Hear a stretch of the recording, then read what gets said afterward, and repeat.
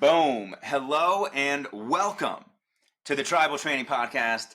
This is the Ironman Chattanooga Race Recap Pod, and I just qualified for the Ironman World Championships, and I got to document what went down in Chattanooga. I really want to share the story, the lessons learned, the experience, everything that went into it.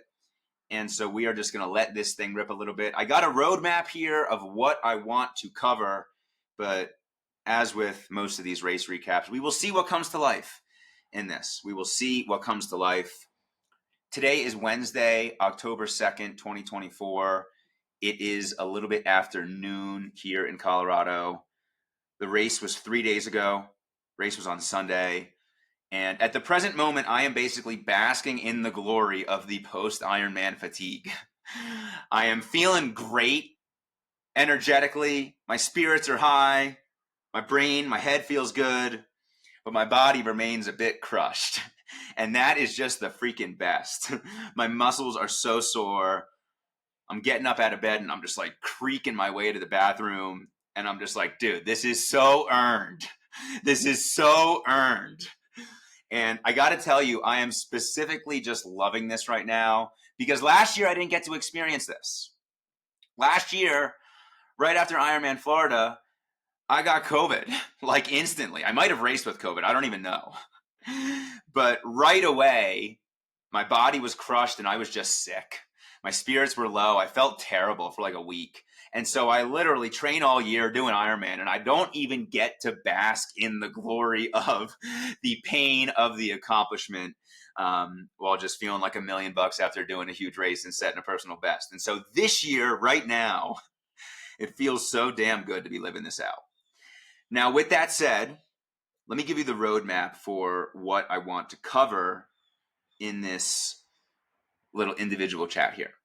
So first, I'm going to cover why I chose this race. I was very clear on this race. I was very clear on why I chose it, and I had a very clear goal. I'm going to talk a little bit about my travel, flying in as a solo dad, got got my bike. Going to talk about finding out that the swim was canceled and how much that sucked. Going to talk about finding out that my wife wasn't going to be able to come to the race. We found out last minute. And the emotional turmoil around those two things and how I had to be super intentional to pick my spirits up. Going to talk about the team stuff that we had going on. We had 3 total athletes race, myself, 2 first-timers, Aaron and Mason. Going to talk about their full last year and highlight just the incredible 364-day journey that they had been on. We also had 2 other athletes, Cam and Blaine, come into town just to support, which is freaking amazing. And I'm going to talk a little bit about that evolution with Tribal this year. I will get into my specific race, the tactics, the strategy, my exact fuel plan, my heart rate numbers, all that jazz. I'm going to talk about understanding my placement within the race and what it was like to push towards a spot for Worlds. And then I'm going to sprinkle in at the end just a little bit of flavor on how I like to give a little bit more effort to make even more experience happen on the back end of these race trips, because I've got a new formula that is one of the more rewarding aspects of the entire race weekend that I am delighted to share with you today. So with that, we're rocking 2 drink supremacy. I got a sparkling water here. Chels hooked me up. Costco pack. Got a ketone is down the hatch. And we are going to get this thing rolling here. So first things first, why did I choose this race? Why did I choose Ironman Chattanooga? I chose Ironman Chattanooga because I wanted to qualify for the Ironman World Championships. Plain and simple. Now, the deeper reason behind Ironman Chattanooga is that I wanted a harder race with more challenging conditions that would allow my experience to elevate me from the pack. And the real reason I was looking for that is because I have observed something going down in the last 2 Ironman Floridas that I've done. I have been improving a ton as an Ironman athlete. In 2022, I hit 11 hours flat. In 2023, I bumped up to 10:19. And what I've realized is that I'm not making huge jumps amongst my age group field. And I'm starting to see that Florida overall is a pretty forgiving course. I don't know that I would fully describe it as fast because of the ocean swim, and that's a little bit kicked my ass the past 2 years, but it's got a fast bike and it's a dead flat run. And so for me, what I've started to see is that people who might be more fit than me, or maybe they were a collegiate athlete in one of these sports, or they just have a background in swim, bike, run, like they can come in and compete at Florida and do better than me. And so for me, I'm like, I want to put myself into an environment where my experience will be a greater asset for me. And specifically that meant a more challenging bike and a more challenging run. That's what I was looking for. And the Ironman Chattanooga bike, it has like 4,500 feet of gain, and the run is really hilly, really hilly. It's got some monster hills in it. And so for me, I'm like, that's all like, that requires strategy on how to execute that. That doesn't just require fitness. Like that requires good bike handling, really good gear shifting, really good effort management, going up climbs, managing descents, right? Managing your heart rate. Like these are all skills that I have been developing that I a little bit don't feel like I get to deploy to their fullest extent on pretty much a dead flat course. And another layer of choosing Chattanooga is that I just wanted a new challenge, right? I had done Florida the past 2 years. I'm like, I want to just try a different course. I want to see, how I would do on something new. So that's what I was looking for. And the whole idea was 100% to qualify for Ironman Worlds. I was like, I want to put myself into a position where I'm going to be in more challenging conditions. My experience is going to rise up and I'm going to have a better shot to qualify for Worlds.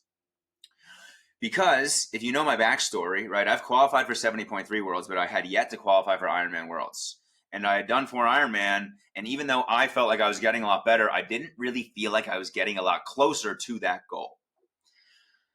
So that was really the vision on Ironman Chattanooga and selecting that. It was also really cool. Like we had Chattanooga as the team 70.3 in the spring back in May. We had 10 athletes, biggest team race ever. All 10 athletes finished.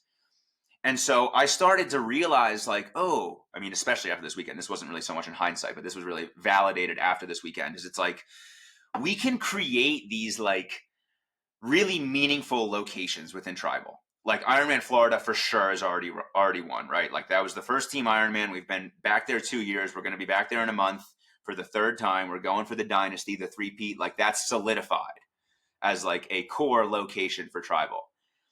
But we're not only going to be at Ironman Florida forever. Like we got to evolve, we got to grow, we got to do new things, right? And so really, really special to have Chattanooga now be a staple location for the team.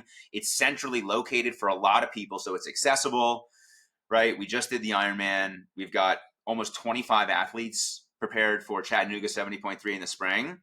And so for me, just like growing the team and building out the biz even more, like that was really, really cool to see. Now, that was really all the intention around it, and then partially just what I observed coming off the race. But the really plan for like my race experience and my family's travel getting down there was that I was going to travel solo with Jack, and my mom and my dad were going to meet me down in Chattanooga because my wife, Chelsea, she's a doula, and she had births that were basically bookended around this race date. And so the goal was, hey, Chelsea is going to support this birth on the front end, and then hopefully she will be able to come on Saturday, and she'll have kind of a quick trip. Fly in Saturday, be there for the race on Sunday, head back out on Monday, and the other birth is coming after the race.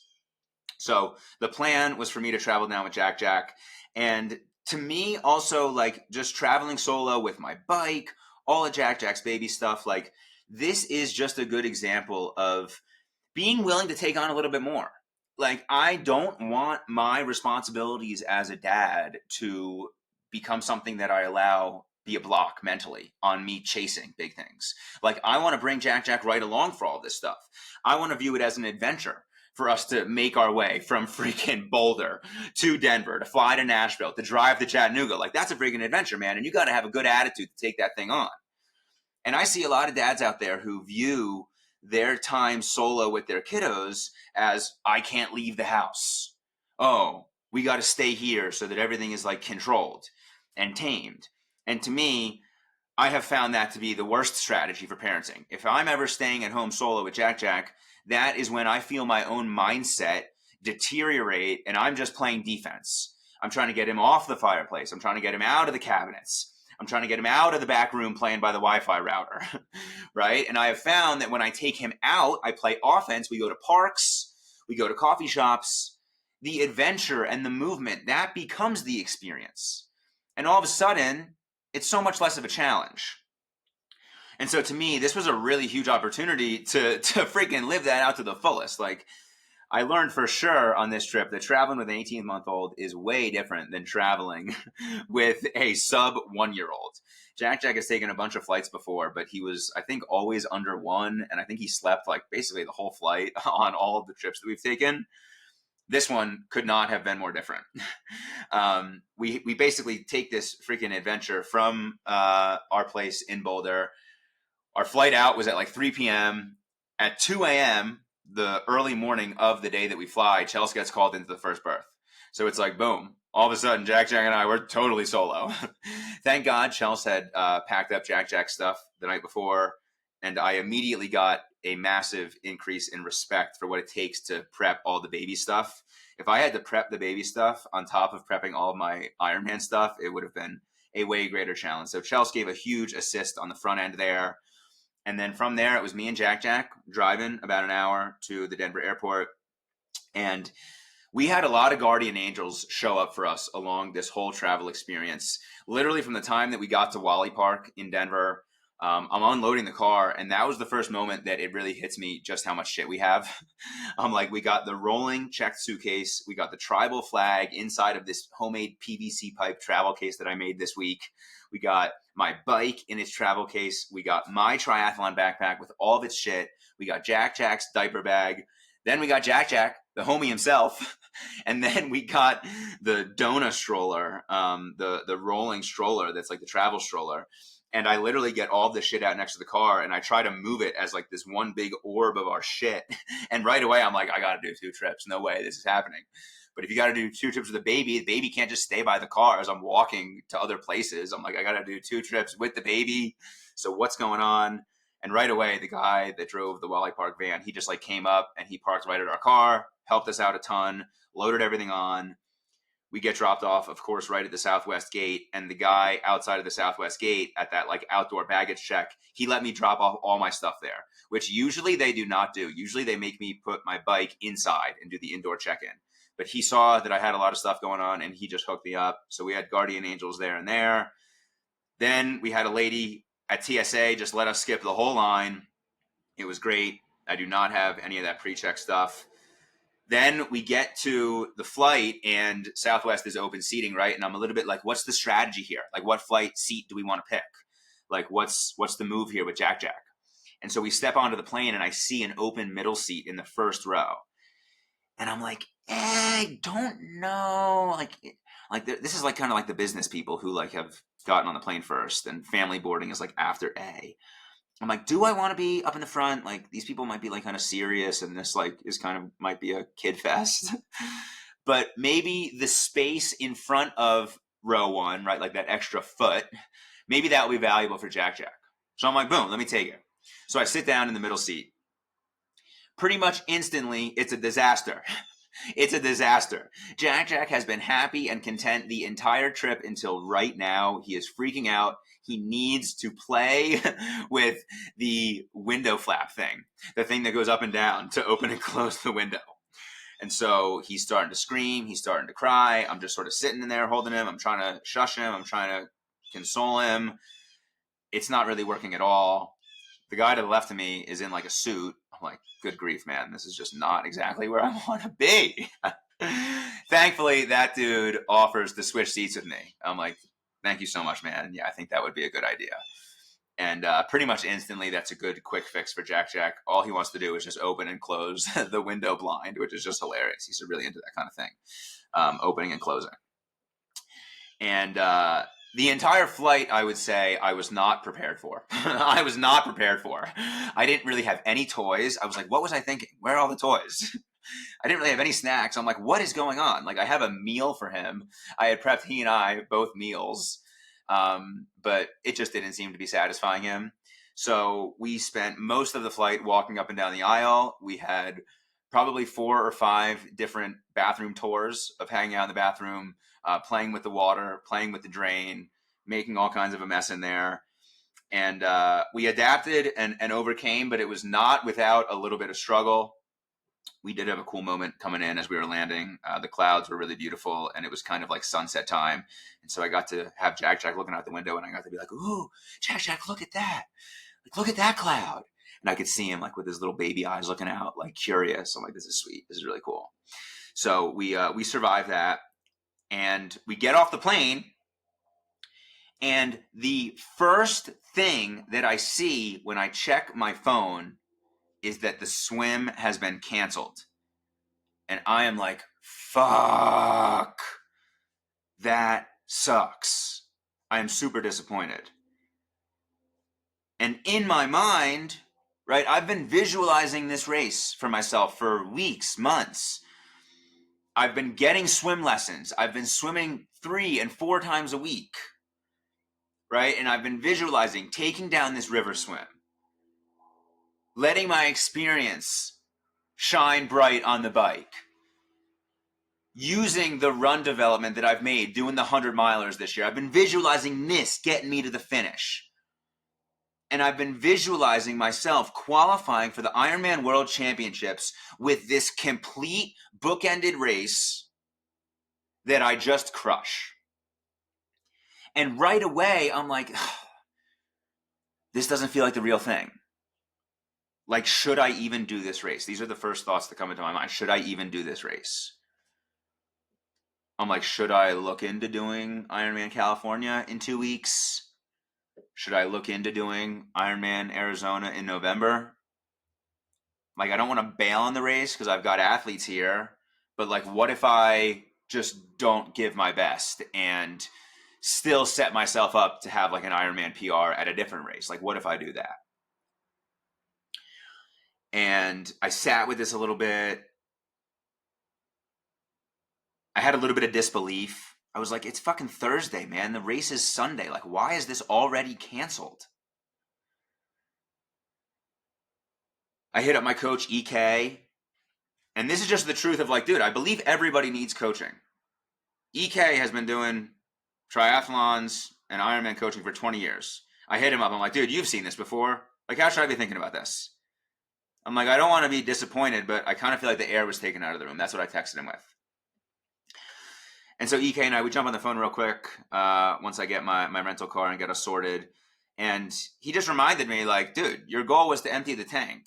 Like, that doesn't need to change. And he gave me a line that I hadn't thought on before that gave me a good perspective for approaching this race. And he was like, dude, every race to some degree has like an asterisk. He's like, if you feel like no swim is like an asterisk on the race, he's like, some races, it's like perfect conditions. Some races, there's a crazy tailwind on the bike, so somebody sets like a 30-minute or 45-minute bike PR. It's like, we're not going to call that an asterisk. Like, it's great still. You raced the day.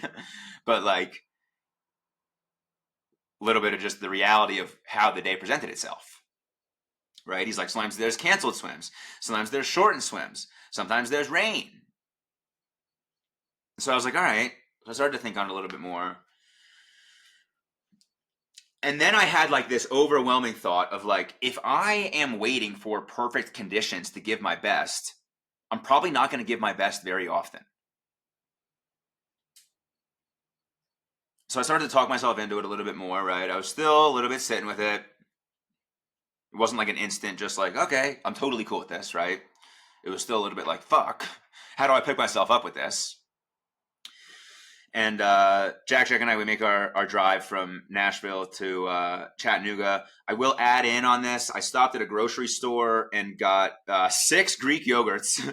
I was pretty hungry after my flight.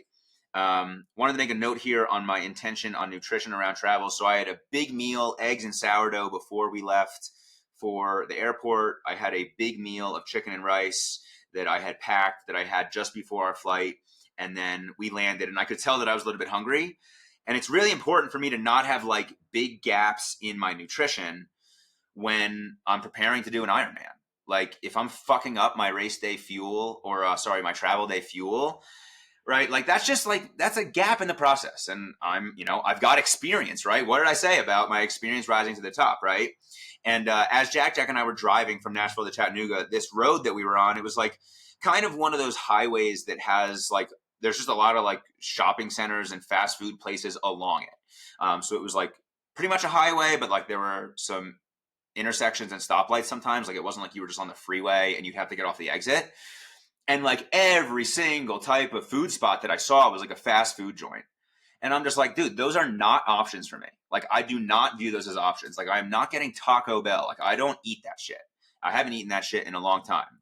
Right? There's Chick-fil-A's that I could talk myself into, but like that's not me. Right? I have made it a habit now to seek out grocery stores and just go walk in and they got freaking 10 yogurts for $10. Like, sweet, I'll get 6 of them. Boom. And so we looked up a grocery store. There was a Kroger that was literally not off the route at all in any terms of like deviation from the GPS. And so it was super easy. Got a gallon of water too. And so to me, like that's an example of how I give a little hair of extra effort to just stay on track. And to me, it's like, I don't want to eat fast food and stuff that's going to make me feel shitty. Like I want to eat food that's going to make me feel good. And so I'm willing, let me plug in my charger here. I'm willing to put in a little bit of extra effort to make that. So we get to the Airbnb pretty late. I don't know. It was like 11 or something like that. I kind of forget. My mom had gotten in like just a couple of minutes before me. My dad had gotten in about an hour or so before. So they helped out with getting Jack right down. And I kind of just, chatted with them for a couple of minutes. And right away, they're asking about how you're feeling with the swim, right? Like that's the thing of the race off the bat, right? Is that the swim's canceled. How are you feeling? So I'm like, hey, I'm, a little disappointed and I'm, kind of sitting with it. And so whatever, end up going to bed and plan for the next day is like, I want to sleep in and I'm not really going to like cram this weekend with all these team things that we need to do. Like this swim, we didn't have to do a swim tune-up anymore. So that was an easy thing to wipe off the calendar. It was like, all right, we'll do check-in at like noon or something like that. So easy morning, no rush on us meeting up with me and the guys that were racing, Aaron and Mason. So slept in a bit. Plan was then to head down to transition and do my athlete check-in. And as I'm driving there, my wife Chelsea gives me a call and she's like, hey, it's going to work out that I can come down. Like I just booked my flights, or she had booked flights that like she could change or something. So she's like, I just reconfigured my flights. I'm going to be able to come down. I'll get in at this time. I'll leave at this time, whatever. I'm like, sweet. All sounds great. We're still driving to the transition area, right? Ironman Village. And 15 minutes later, she calls me and she's like, I'm not going to be able to make it. She's like, things are just going on with this woman who's about to go into labor, and I'm just not going to be able to come down. And so to me, I'm like, man, okay. Like Chelsea's been at every single Ironman that I've done, right? And I have this vision of this race where I qualify for the Ironman World Championships, and my wife is right there, right? Like Chelsea has been the person who's been by my side this entire journey, right? She's been the one who's been with me since I signed up for my first 70.3, since I launched my first side hustle, since I started coaching and building Tribal. And she's been there for every Ironman that I've done. And so I'm like, I'm going to qualify for Worlds and Chelsea's going to be there. And it's really important that she's there. Like that's the story that I'm telling myself. Yeah, well, all of a sudden, the freaking race doesn't have a swim and Chelsea isn't going to be there. And so to me, it's like, okay, I have a little bit of work to do here on how I'm framing this up in my mind. And so the day continues to roll on. I meet up with Aaron and Mason at athlete check-in. We get our stuff. And we are basically just kind of like getting prepped up with the athlete check-in type things. And the plan for that evening is athlete dinner at my place. And to me, again, this idea of like, how am I framing this in my mind? It's not like an immediate, like I've just solved this thing. Instead, it's like, I am still sitting through this, right? And I'm starting to open myself up. That was really the idea that I leaned into, is like, how can I open myself up to the path that's been presented, right? And how can I be less rigid on my expectations around this? Because both the canceled swim and Shell's not coming, like these were possibilities. Like if you would have told me what are the options for how this next week unfolds, right? A week ago, it would have been like, there's a freaking huge ass hurricane coming up through Florida. It's supposed to rain all weekend. The swim might be canceled. Shells has a berth that's scheduled with a due date 2 days before the race and 2 days after the race. She might not be able to come, right? But I was getting emotional about this vision that I had. And the vision was really important for me, like buying into having this experience. But I now needed to shift to openness, right? Openness on following the path that was presented. So we have the athlete dinner. Cam comes into town. So Cam flew in from LA. Just the crew and support at this race, which was amazing. And this is a new evolution of Tribal this year, is that we have started to have athletes who just show up to races to support other athletes, which is really, really special. I think that was really birthed out of Zion. Cam was actually the one who was supposed to run Zion, but he basically got pneumonia the day before the race. So last minute, he shifted from I'm competing to I'm supporting and crewing. We've had a couple other athletes. Trevor went to Happy Valley 70.3 for a few guys. We've had a few other situations like that where people show up and, hey, one of the core lessons that we've learned inside of Tribal this year is that when you show up in service of others, the meaning of the experience gets taken to a whole new level. And we had learned that in Zion 100 in terms of supporting the athletes you're competing with. But now it's been taken to a new level with the idea of just like supporting in general and not necessarily having to compete yourself.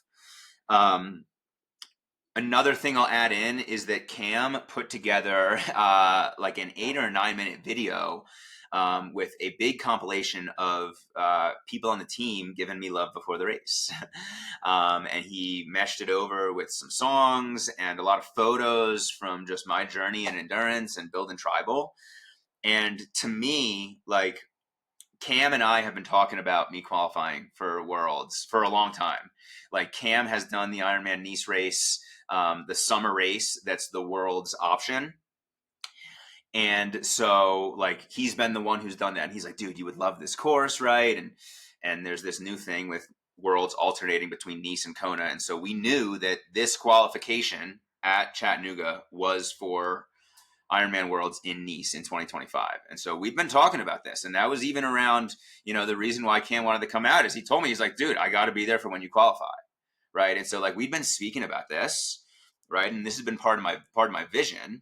And then Cam presents this video and I'm just like, I just knew like this was my opportunity. Like this was just, I was ready for this. That's just how I felt. I just felt that I was ready to do this. I was ready to qualify for the Ironman World Championships. And there was another layer of this. Now I'm kind of just free flowing on ideas, but the idea of Tribal has evolved to be so much about the team support around individuals that are doing things bigger than they've ever done before. Right. It started out as just I'm coaching somebody to help them train for a 70.3 or an Ironman. Right. But very quickly it evolved into we're doing a team race. Right. And now all of a sudden it's evolved even more into like, hey, there's athletes that are supporting other athletes in the race. And now all of a sudden there's like crew and support around that are lifting everybody up on the inside. And I have felt that to degrees, right, in Zion. I've felt that to degrees of doing Oregon 70.3 with some of the Pacific Northwest athletes, Brandon. But I'm the founder of Tribal, right? Like I'm the one that's been building this thing, right? So to a large degree of it, it's like I am pouring into that a lot. Like just objectively, that's more of my like mindset on it. And I was really feeling as this race was coming together and I found out Blaine is going to come. I found out Cam is going to come. I'm like, holy shit, dude.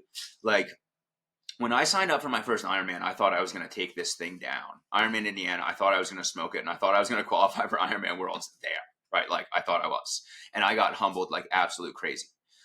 And I was starting to get romantic about this idea that it's like, holy shit, dude. Because I've stayed in endurance, because I've stayed in Ironman, and because I've built Tribal, now all of a sudden, for my best opportunity to qualify for Ironman Worlds, I am going to receive all the support that Tribal has become. I'm going to be the athlete competing with the other athletes who have come just to support. And I'm like, holy fuck, man. Like, what if that's just the way that it always had to be? What if I was never going to do this thing alone? And now all of a sudden I was like getting really romantic about that. And then I watched the video and I'm like, holy shit, dude. Like, I'm crying, tearing up. I'm like looking at pictures. Cam was back in my Instagram archive pulling things from like freaking 2019, 2020, 2021. I'm like, dude, holy cow. Like, this is it. Like, why would I not flip around this mindset around the canceled swim and around Chelsea not being able to come? Like, this is my greatest opportunity.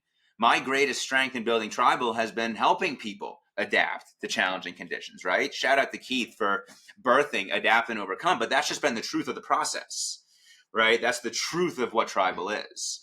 And so to me, I'm like, this is my greatest opportunity of all time to adapt and overcome. And so I started to get even more romantic about that. I started to lean into that even more. I started to build more mindset momentum. And I started to realize, oh, shit, dog. This is the race that tried to kill my spirit. This is the race that tried to not have me give my best. This is the race that gave me an out and tried to have me take it. This is the race that tried to have me back down from this vision that I've been seeing in my mind for months. This is the race that tempted me to let the people around me down. And I'm like, fuck all that. Fuck all that. This is the race that tried to kill my spirit. And this is the race where I rose up even greater.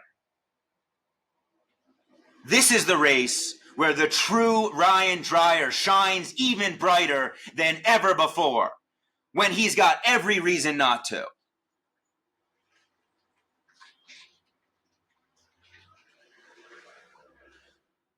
And so I sat with that over the next 24 hours, and I ended up sending a video into the team, giving them some insight to that being the stance I was taking on this thing. And I felt that that was important for me to tell the team, like, everybody had that initial gut instinct of, fuck, that sucks, no swim, right? But only a couple people knew Chelsea wasn't coming, right? So they didn't really know the whole deal of what I'd been dealing with.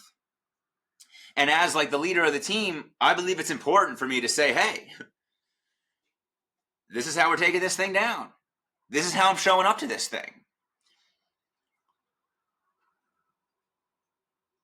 And what was cool is that being around Mason and Aaron, I had the chance to talk to them a little bit.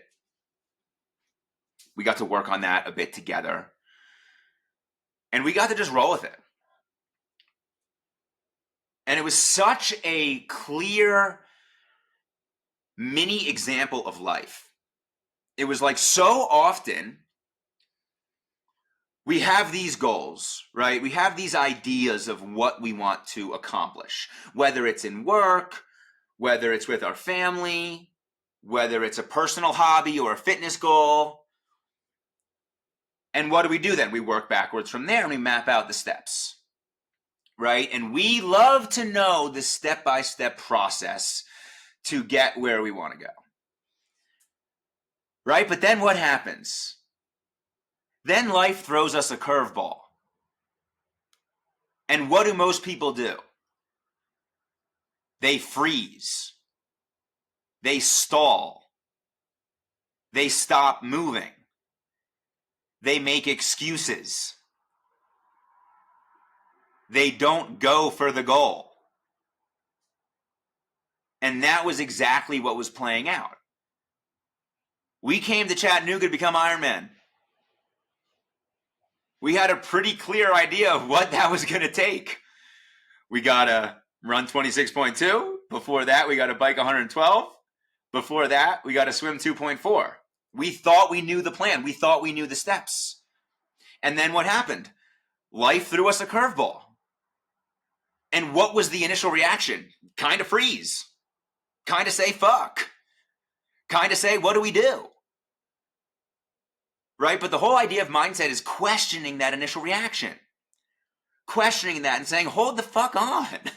I'm committed to this big thing at the end. And I got to be open to how I get there. And if life throws me a curveball, cool. Adapt and overcome. No swim? Sweet. Sounds like we got a time trial bike start. Let's see what that's all about. There's a finish line I'm getting to. And so that was a bit of my mindset and just what I was thinking about heading into the race. Let's get into race day here. So race morning. So the whole adjustment was no swim. They backed up the start time a little bit, and we were going to be doing a time trial bike start, which basically means that the same way you visualize the swim shoot starting, where you're all lined up heading down this canal, they're basically just doing that on the bike, right? And they were lining us up in fours, 4 at a time. It was going by your bib number, and they'd have 4 people get up to the bike start line, which was right underneath like the blow-up arch that they do, and they would send the left 2 on the beep, beep, beep, and then they would send the right 2 on that beep, beep, beep.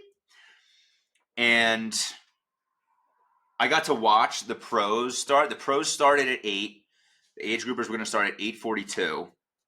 And when I saw the pros start, I was like, holy shit, this is like super cool. Because this feels like the Tour de France.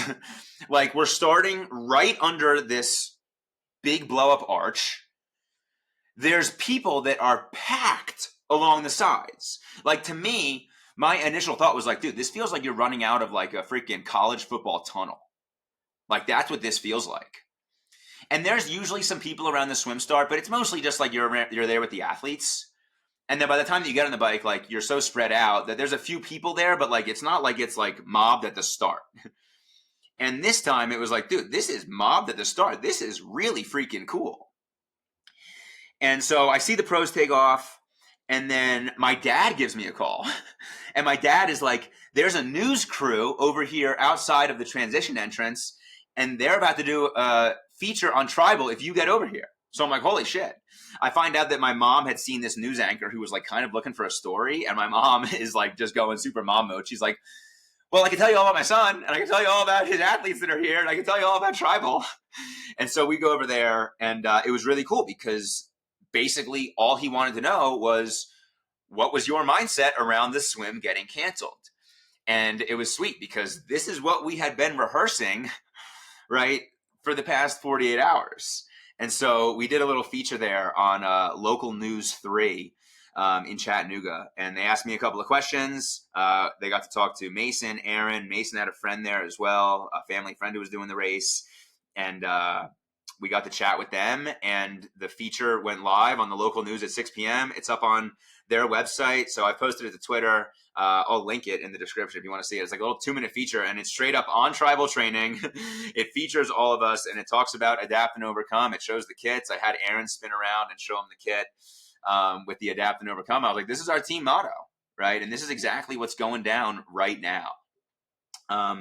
So that was pretty much what was going down race morning. Race morning had a more relaxed vibe because of the backed up start time. So there wasn't like the, oh man, it's 5 a.m. and we're at transition. It was more of like, we are, like I got to sleep until, I don't know, I think I got up at 5:30 or something like that, right? Like you're not getting up at 3:30.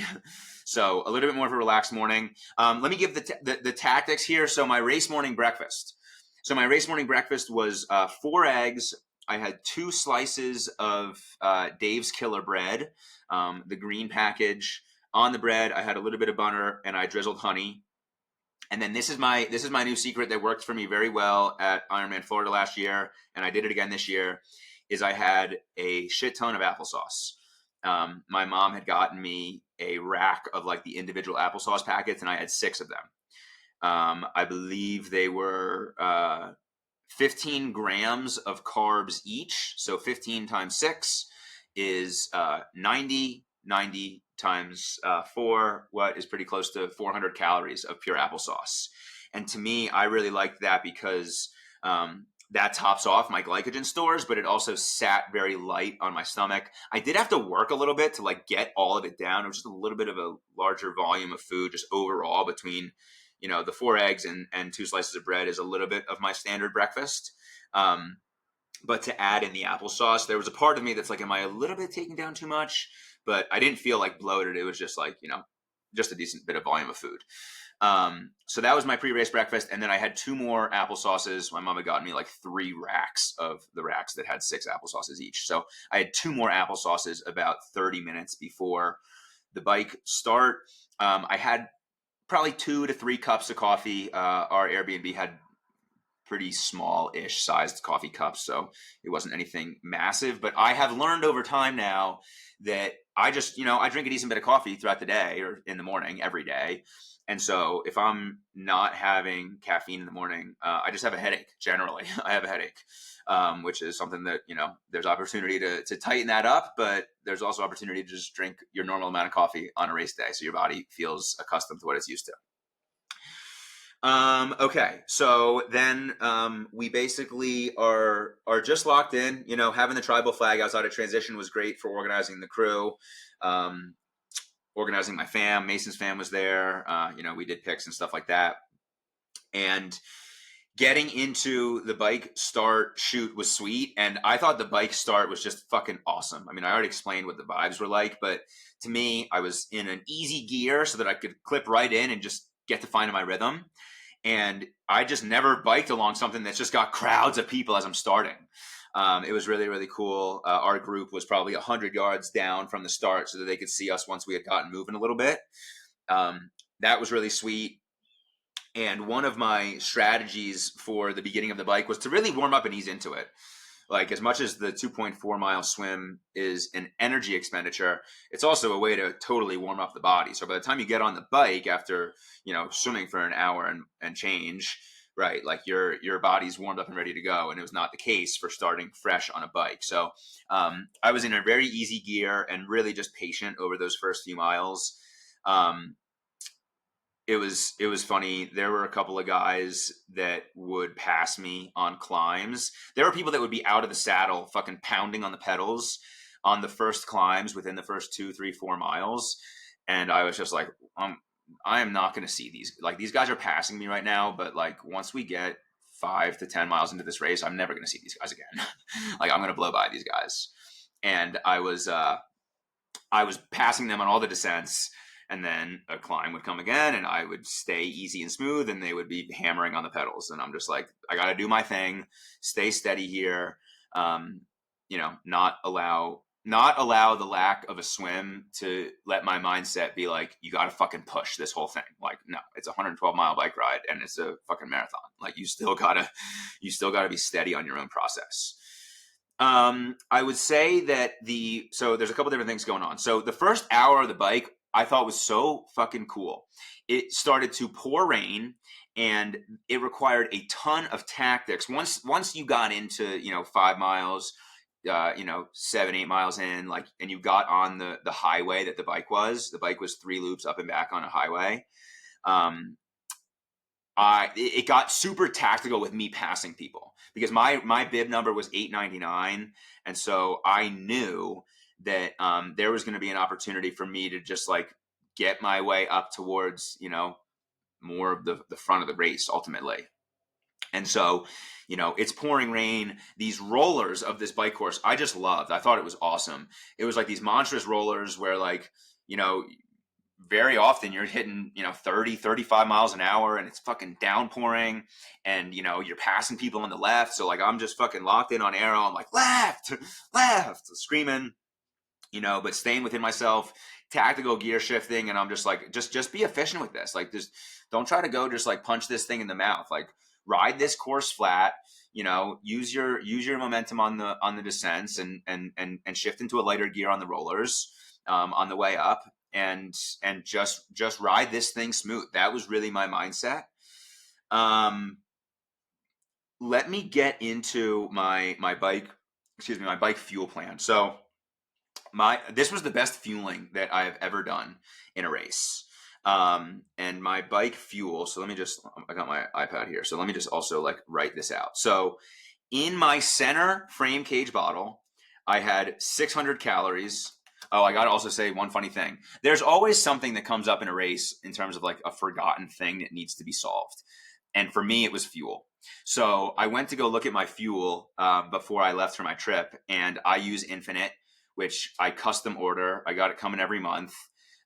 You can't just order it in 2 days off of Amazon. It's like it's its own blend that we have custom, and it takes 5 to 7 days to ship. And so I was thinking that I should order another one, but I just didn't do it. And all of a sudden, I go and I look at what we have, and I'm like, "Fuck, we really don't have that much left." And so I measure out 5 servings, and I'm like, "All right, 5 servings.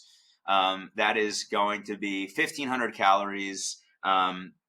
It'll be enough for 600 in my center bike cage, 300 in each of my rear cages.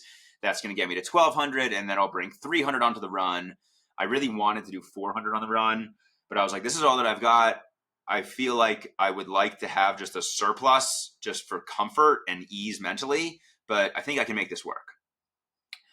Well, all of a sudden, I am down in Chattanooga, and it just kind of dawns on me like the day before the race. I'm like, wait, do I have 5 servings or 5 scoops? And a serving is 2 scoops. So a scoop is 150 calories, and 2 scoops is 300, and that's a serving. And I start to measure it out to fill up my bottles, and I'm like, I only have 5 fucking scoops. Like, I need to get more fuel, and I'm not going to be able to get Infinite. And so I look up, and thankfully there's an REI close by, and I order Tailwind and I order Scratch for curbside pickup, and I have my mom and dad go and grab it on their way back. They were awesome, and they took Jack to the aquarium on race day. The day before the race, so that I could kind of just do my thing. So I had to adapt and overcome a little bit with that and just kind of roll with it. So anyway, back to the fuel plan. So I had 600 calories in my center frame cage. That was all Infinite. And then I had 300 calories in each of my rear bottle cages. And that was Tailwind. Then I had 2 Cliff Bars. Then I had 2 Martin Gels that had caffeine. And then I had 1 Martin bar, and those are 160 calories. So let me just run through that very, very clearly, because this worked perfectly, and I am literally going to rinse and repeat this for every future Ironman until something goes wrong. 600 calories in my center frame cage bottle, 300 calories in each of the bottles that are behind my seat, 2 Cliff Bars. The Cliff Bars that I used were, one was oatmeal raisin and one was peanut butter banana. And the oatmeal raisin, I think that one is 260 calories and the other one is 250. Either way, about 500 total in Cliff Bars. The Martin Gels that have caffeine are 100 calories, and they also have 100 milligrams of caffeine. And then the Martin Bar is 160 calories. And so I had 1 Tailwind bottle of 300 calories in the first hour. In the second hour, I had both the second Tailwind bottle of 300 calories, and I started to eat one of the Cliff Bars. One strategy that I did this time that was different, that worked very, very well, is I had the Cliff Bars and the Martin Bar. I did small bites that I would chew very, very slowly, and I would really chew them a lot. And I would ration having the entire bar over about 20 or 30 minutes, maybe even 40 minutes. In the past, I have eaten just like the full bar right at once, and that to me does not seem to create long-term success with my overall fueling strategy. It's not like something goes wrong when I have a Cliff Bar, but I felt that between like just the way that my gut was all day, the way that I felt fueled all day, the small bites of the Cliff Bars were huge for me. I had 1 caffeine gel at the hour mark, and I had 1 caffeine gel at like around 3:30. Only 200 milligrams of caffeine. That's pretty low for me. In the past, I have done significantly more caffeine. At Oregon 70.3, I had 300 milligrams in like the 2 hours and 20 minutes that I did the ride, which I just thought was way too much. I think that I took in too much caffeine and too many calories for the intensity of that ride, and that's why my gut blew up a little bit on the run. And so I started to talk through in here like the actual hour marks of everything. I don't have every single individual detail, but that was the total of stuff that I had. I only had about 400 calories of the 600. When I finished the bike, I probably had about 200 calories left in that. So let's just do some quick math here. 600 calories, I'll subtract the 200 at the end. So 600 plus 300, 300, that's 1200, plus 500 in Cliff Bars, that's 1700, plus 200 in gels, that's 1900, plus 160 from the Martin bar, and that is generally like 2100, right? Subtract around 200 because I didn't finish all of the 600 frame cage bottle. So it's 1900 or so. I did the ride in 5:07. And so that is close to 350, 400 calories an hour. 5 hours by 400 calories would be 2,000 calories, I believe. I'm a little bit doing this math on the top of my head, so I apologize if that's incorrect, but I think that that's right.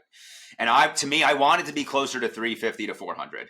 I wanted to be rationed in between there, and I was also intentional to what's called pyramid your fuel. So I started, right, I said that first hour was just 300 calories of tailwind, and then I had the bars sort of in the middle. So I had hours of over 400 calories for sure. Hours more like 230 to 4, maybe. It was like in that middle is where I had more calories. And then I tapered it off a little bit towards the end.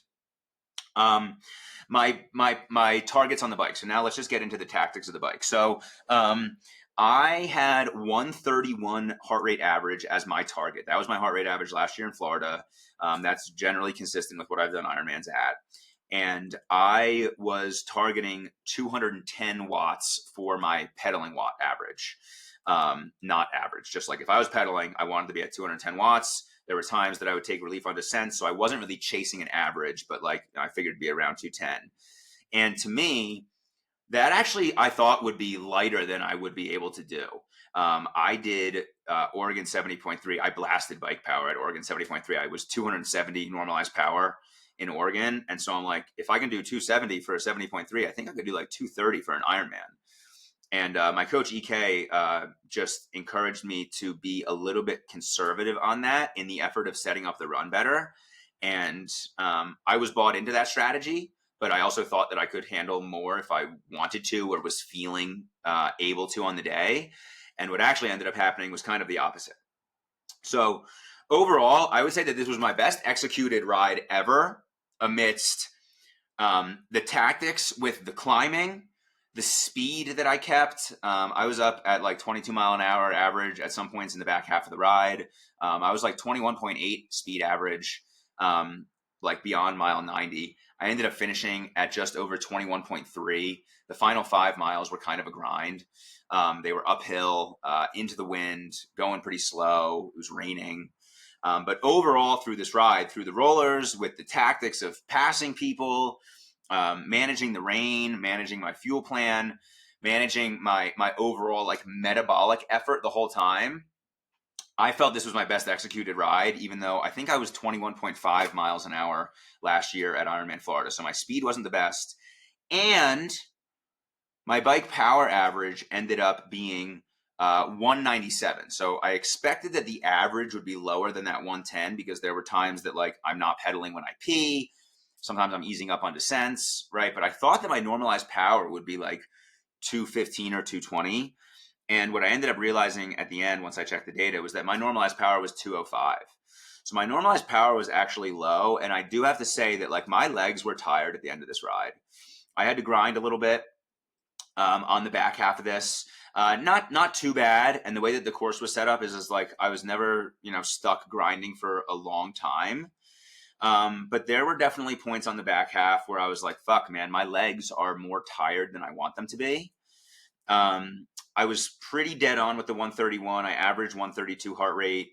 To me, what I realized was that my pedaling kind of cruising heart rate was more like 134 to 138 or so. And then between, the gaps in pedaling or, some of the times that I ease off and let my heart rate fall, that brought the average a little bit lower.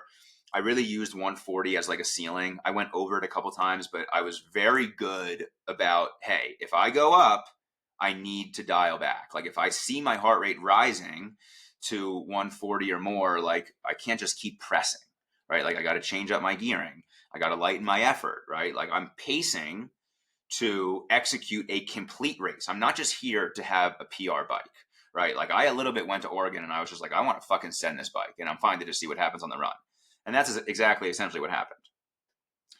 I got to say a couple other things. I probably peed 6 times on the bike. I pee a lot on the bike. My hydration is crazy throughout the day. I pee a lot. And so I would assume that most people are not peeing that many times on the bike. I don't ever stop to pee. I pee right in the saddle. I just stop pedaling, but I keep cruising. And to me, that is the best way to get my body reset if I need it. In the past, I think that I've looked for caffeine or fuel to turn me around if I'm feeling low, if I'm low energy, if I'm mentally a little low, if my legs are tired. But to me, what I learned in this race is that like peeing just makes me feel amazing. There's nothing better than ripping a great pee, like a 30-second, 40-second pee, just feeling like you just emptied it and your body is just like totally fresh. So that felt awesome. And I would say that another developmental unlock that I got in this bike ride is understanding bike rhythm a little bit more. So in the past, I have done rides like the Florida ride, for example. It's like the Florida ride is generally very flat, but there are some rollers, like you go over some bridges.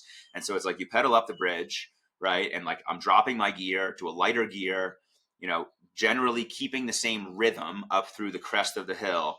And then on the back side of the hill of the bridge, I often would stop pedaling. And it's like, if you can give yourself 10 seconds of relief, like that really shows up in the end of a race.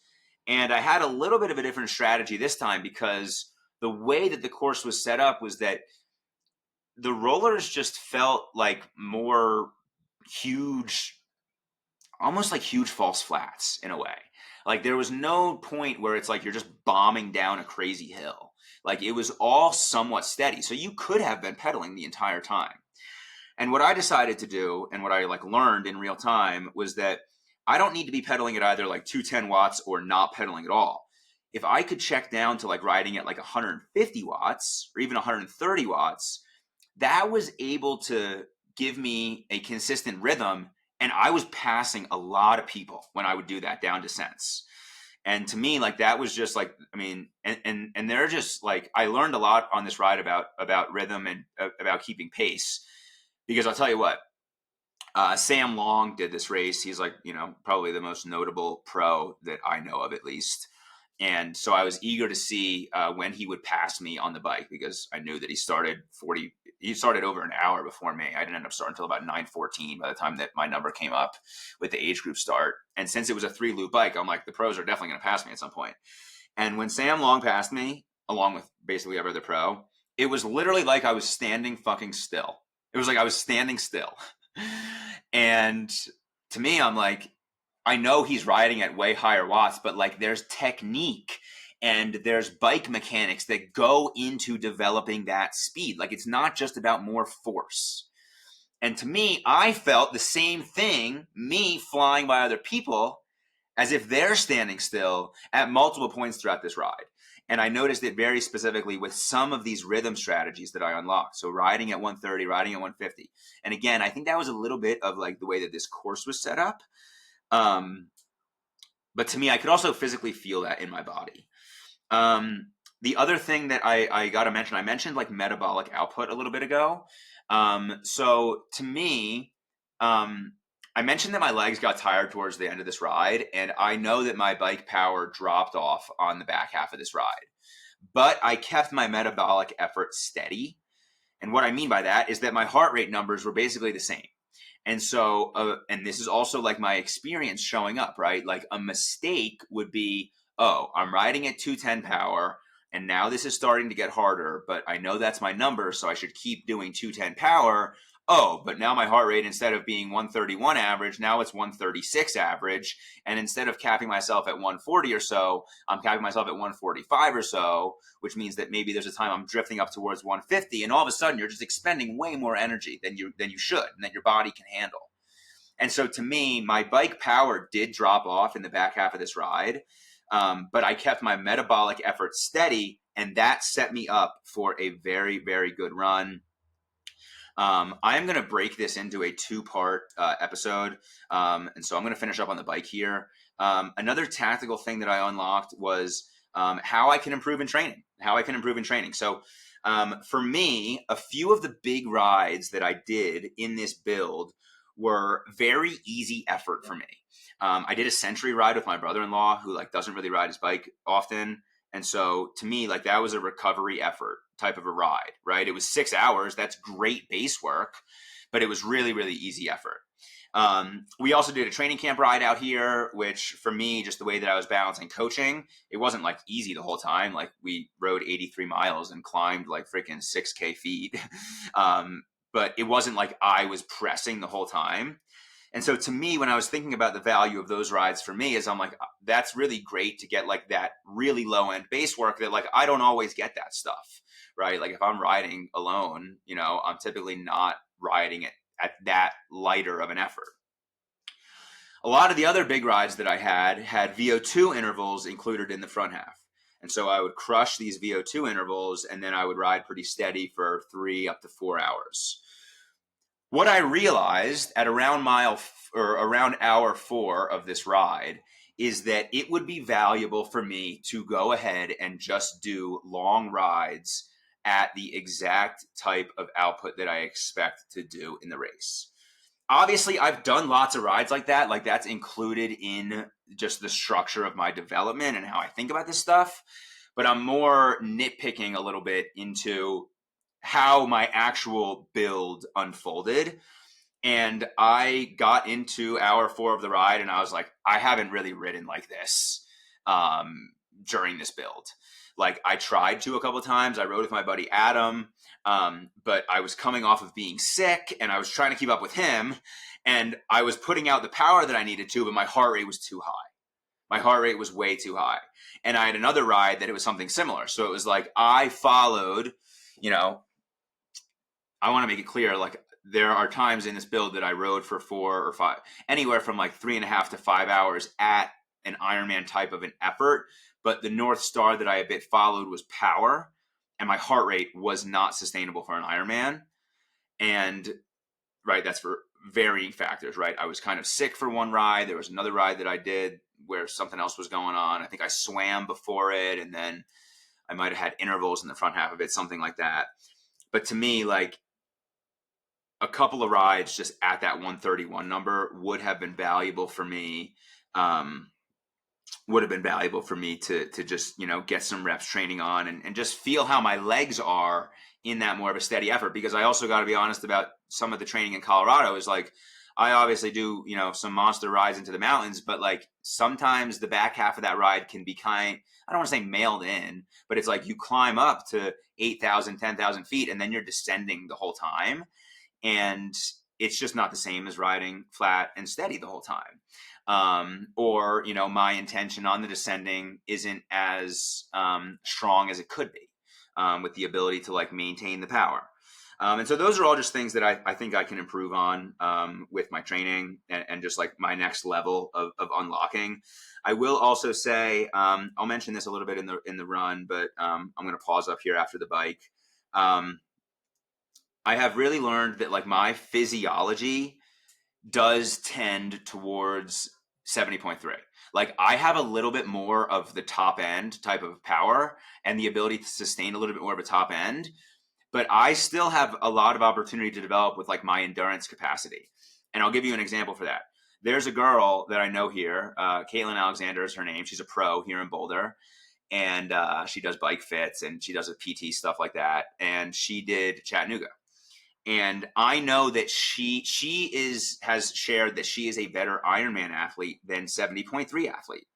And she has posted before that she has been able to do her 70.3 marathon pace, her 70.3, half marathon pace for a full marathon. And I'm just like, well, I obviously couldn't fucking do that.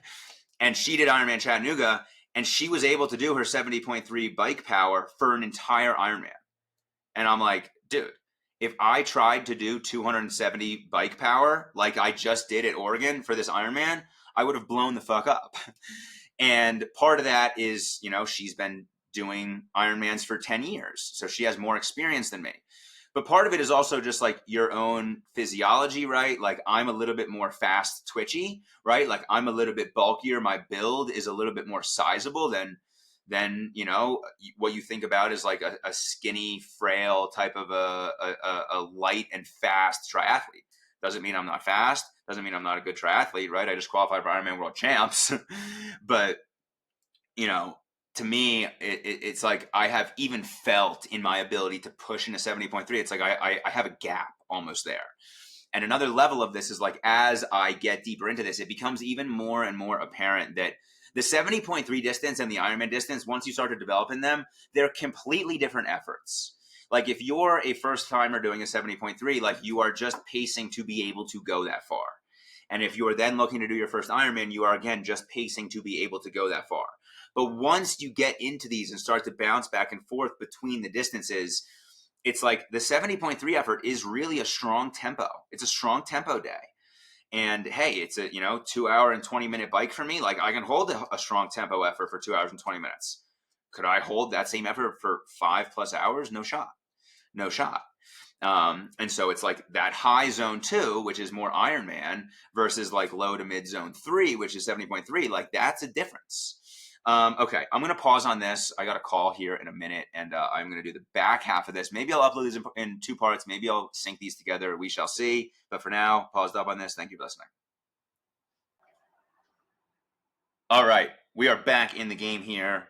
Maybe I'll just link these together. It'll be one long episode. Just wrapped up a little athlete call, right back into the Chattanooga pod. The bike finished up. I kind of forget the last thing I mentioned. I know I concluded the bike ride, but maybe I'll just mention that the final 5 miles were a little bit more of a grind than I expected. They were a little bit more of a grind than I expected. It was kind of funny. This course was a 3-loop course on this highway. And when you finish the bottom of the loop, if you're looking at a map, right, you'd go up the right side and then down the left side and then back up the right side. And that would be 3 times you did that loop. When you were coming back down, it's like you headed to the left to head to lap 2 or 3, and then you stayed straight to go to the finish. And in my mind, I'm like, sweet, when I go to the finish, I'm just going to cruise down this hill because it was kind of on like a peak that they had the turn. And I'm going to catch some speed and just kind of ease into the finish. Not the case. The rest of the bike was kind of challenging. It was headwind, uphill, raining, but hey, we got it done. I lost a little bit of speed. So I mentioned my overall average on the bike was 21.3 something. I was at like 21.8 around 100 miles. And so those final couple of miles, I lost a bit of speed. But I was kind of fine with it. Again, to me, it was like, I want to execute a complete race here. And I know I've got a run coming up. In my mind, I was like, I cannot wait to fucking run. I'm a little bit wondering how am I going to run a marathon, but I was excited to get off the bike, even though I thought I executed the bike better than any ride before. Overall, really liked the bike course. Those rollers were very fun.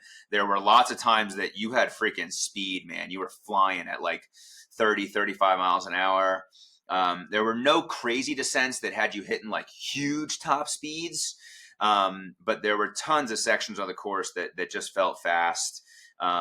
The climbing on the course, the uphills didn't feel like too big of a grind for the most part. Really, really smooth, good road quality. And for it being on a highway, I mean, it was good scenery. I mean, it wasn't like you were riding through the countryside, right? It's still kind of a highway situation, but I thought overall it was really quality. I liked it a lot. And it was just fun. It was just fun, man. It was fun riding your bike in the rain. It was fun being so tactical, passing people, dealing with the multiple loop thing. I will also say that I didn't actually end up hitting every single aid station. There were multiple aid stations that I just rode right through just because of the cooler temps with the rain. I didn't feel like I needed to drink quite as much water. And there were also aid stations very frequently. It was like every 10, 12 miles. And so there were multiple aid stations that I was like, boom, I'm riding 30 miles an hour. I ain't stopping at this thing. I'm just going right through. My bike did not stop moving at any point in the bike ride. Did not stop at any aid stations. Unlike Oregon 70.3, I didn't ride off the fucking road and I didn't drop my chain. So that was really solid. I think that there was really only one single tactical mistake that I made on the bike. And that was just one time that I peed. I peed on a descent that I should have waited for a different descent, a longer and stronger descent. I peed at this one spot, and my bike ended up slowing down to like 12 miles an hour because I wasn't pedaling to pee. And I just figured that if I would have waited for another climb or two to get to a different descent, I wouldn't have had to drop below like 20 miles an hour. And that was really the one thing. But overall, came in on the bike. The bike was short. The bike was like 108 miles. We were coming back towards the center of the city, and I'm like doing the math in my head. I'm like, where the hell are we going for another 5 or 6 miles? Like I was thinking this at like when we were at like 105 or 106, and it ended up being 108. And I was not mad about that. I was happy to get off the bike. I think it was my dad and Cam that were there at basically the bike finish. And hopped off the bike, passed the bike to, I did see Aaron on the bike. That's the one thing I'll mention. Aaron shouted me out. Aaron was on the other side of the course, other side of the loop, and gave me a, let's go. And I knew it was him, looked back, saw him. I didn't see Mason at all on the bike. Got off the bike, handed my bike to the volunteer, and went to go grab my run bag. And my legs were acting all weird.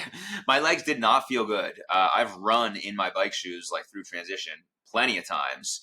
But I could just feel this time. I was like, my quads are fucking tired. I'm excited. I was like, I'm excited to start running. Like, get me out of these bike shoes. Get me doing something different. So I grabbed my my run bag, and I was just like, fuck, man. Sat in transition, changed up pretty quickly. I took a pretty long pee in transition. My transition time was about 4 minutes, mainly because I probably peed for 45 seconds. And then I headed out, and the first little bit of the run course just started running along this grass that was at the river park. So for me, it was like, I'm back into my run shoes. I'm got some more cushion. I'm running on grass. Like, it felt great for my legs. And ran up the first hill. I was chatting with a couple people that were starting to run at the same time as me. A couple people joked that the last 5 miles of the bike were way harder than they expected. And overall for me, my real strategy on the run was that, number one, I was like, I cannot make the first 10K too easy. That was pretty much my mindset. I was like, I cannot make this feel too easy. I was like, I'm not going to be like going slow. Like, I'm still going to be running at my pace. But overall, like, I cannot be leaning into making this hard this early. And the bike course basically started out, you did the first probably like 3-ish miles, kind of along this highway that really wasn't the most inspiring scenery. It was pretty flat. You started on a hill, but then it flattened out, and you just went kind of down this, like, not true highway, but just kind of like, I don't know, some kind of highway style road. And and then after that, then you went down and you looped back and you went on like this river path that was like this river walkway kind of a thing. And then I'll just give you the run course breakdown, at least visually. Then you made a right-hand turn. Actually, then you kind of went through this neighborhood a little bit, and then you shot and made a right-hand turn and went over this highway-style bridge that took you over the river. And then once you got over the river, you went up this huge freaking hill. The 70.3 course goes up part of this hill, but then turns around. In the full Ironman, you go all the way up over the hill, and then you go down the backside of the hill. And the hill on the front side, coming from the river, is straight up. On the backside, it almost has 2 tiers. Like, you go down for a bit, then it flattens out a little bit, then you go down again. Equally as large, right? It goes, up to the same peak and down to the same level, I would say. And then you did a lollipop loop, and you went basically through this really, really cool, like, old historic neighborhood, which truthfully I didn't really expect. And to me, when I was running, I was like, this is freaking sweet. Like, these homes are amazing. They have they're like these like old money mansions. There's like ivy everywhere. It was right along this beautiful golf course that was right on the river. And that part of the course was a little bit downhill. There was a little bit of an uphill as you kind of wound around the left side of this lollipop loop. And then once you got to the neighborhood that was more around the top of it, then you had a little bit of a downhill. So that was the overall run course. And then you went back up the 2-tier part of the climb, down all the way, the straight up part of the climb. And then you veered to the right. You kind of went under the bridge that you came on, and that shot you over towards where the tribal bridge is. And then you went left over the tribal bridge, and then you did all that again. Little different than the 70.3 run course. The 70.3 run course, you go over the tribal bridge twice in just 13 miles. And on this full course, you do it twice in 26.2. So my mindset on the first 10K was like, you really can't make this too easy. Right away, I saw myself around like 8:15-ish pacing, and my goal was really to be around 8-minute miles. That's what I thought I could do, but I also didn't exactly know how this course was going to play out. I was like, it's really hilly, and I'm not like married to a certain time. I had 135 targeted as my heart rate number that I wanted to stay at. Pretty quickly in the run, I realized that the aid stations were coming quite frequently, which I was really enjoying. And I hit a couple of aid stations, then turned around, came down the river path. There were like I think there were 2 aid stations on this highway road that started the course, then 2 or maybe even 3 in the river path that went to that neighborhood before shooting out across the river. And to me, between the aid stations and then the mile markers on the course, it felt like I was making progress through this course really quickly. I eventually got about 8 miles in, and that is what essentially finished the highway stretch to then the river path stretch. And I saw my dad and Blaine, and I was about an hour and 1 minute in. I remember when I saw them, and I was feeling really steady. To me, the idea of pacing out an Ironman, a big thing that my coach EK has ingrained in my head is, you're thinking about a 10-hour Ironman. It's like it's 8 hours of fueling and pacing so that you don't have to slow down in the last 2. That's what he's told me.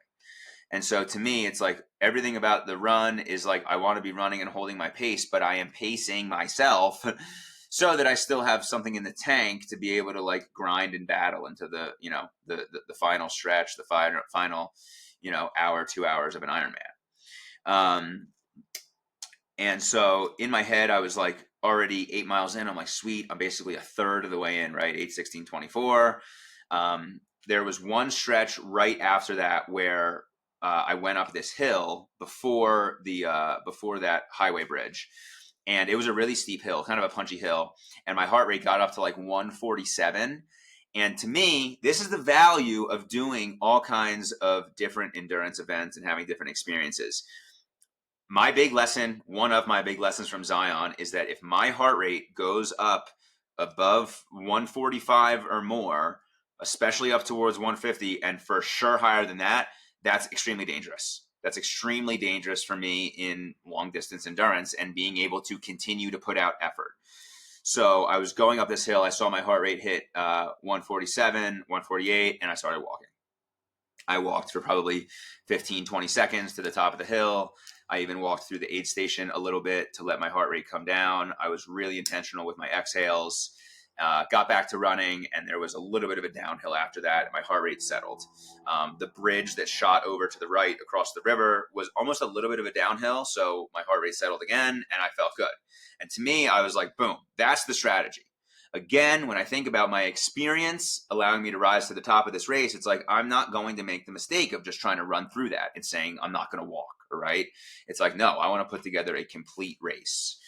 So I run over the bridge. I head up this straight uphill, and same kind of a thing. I run basically until my heart rate hits 147.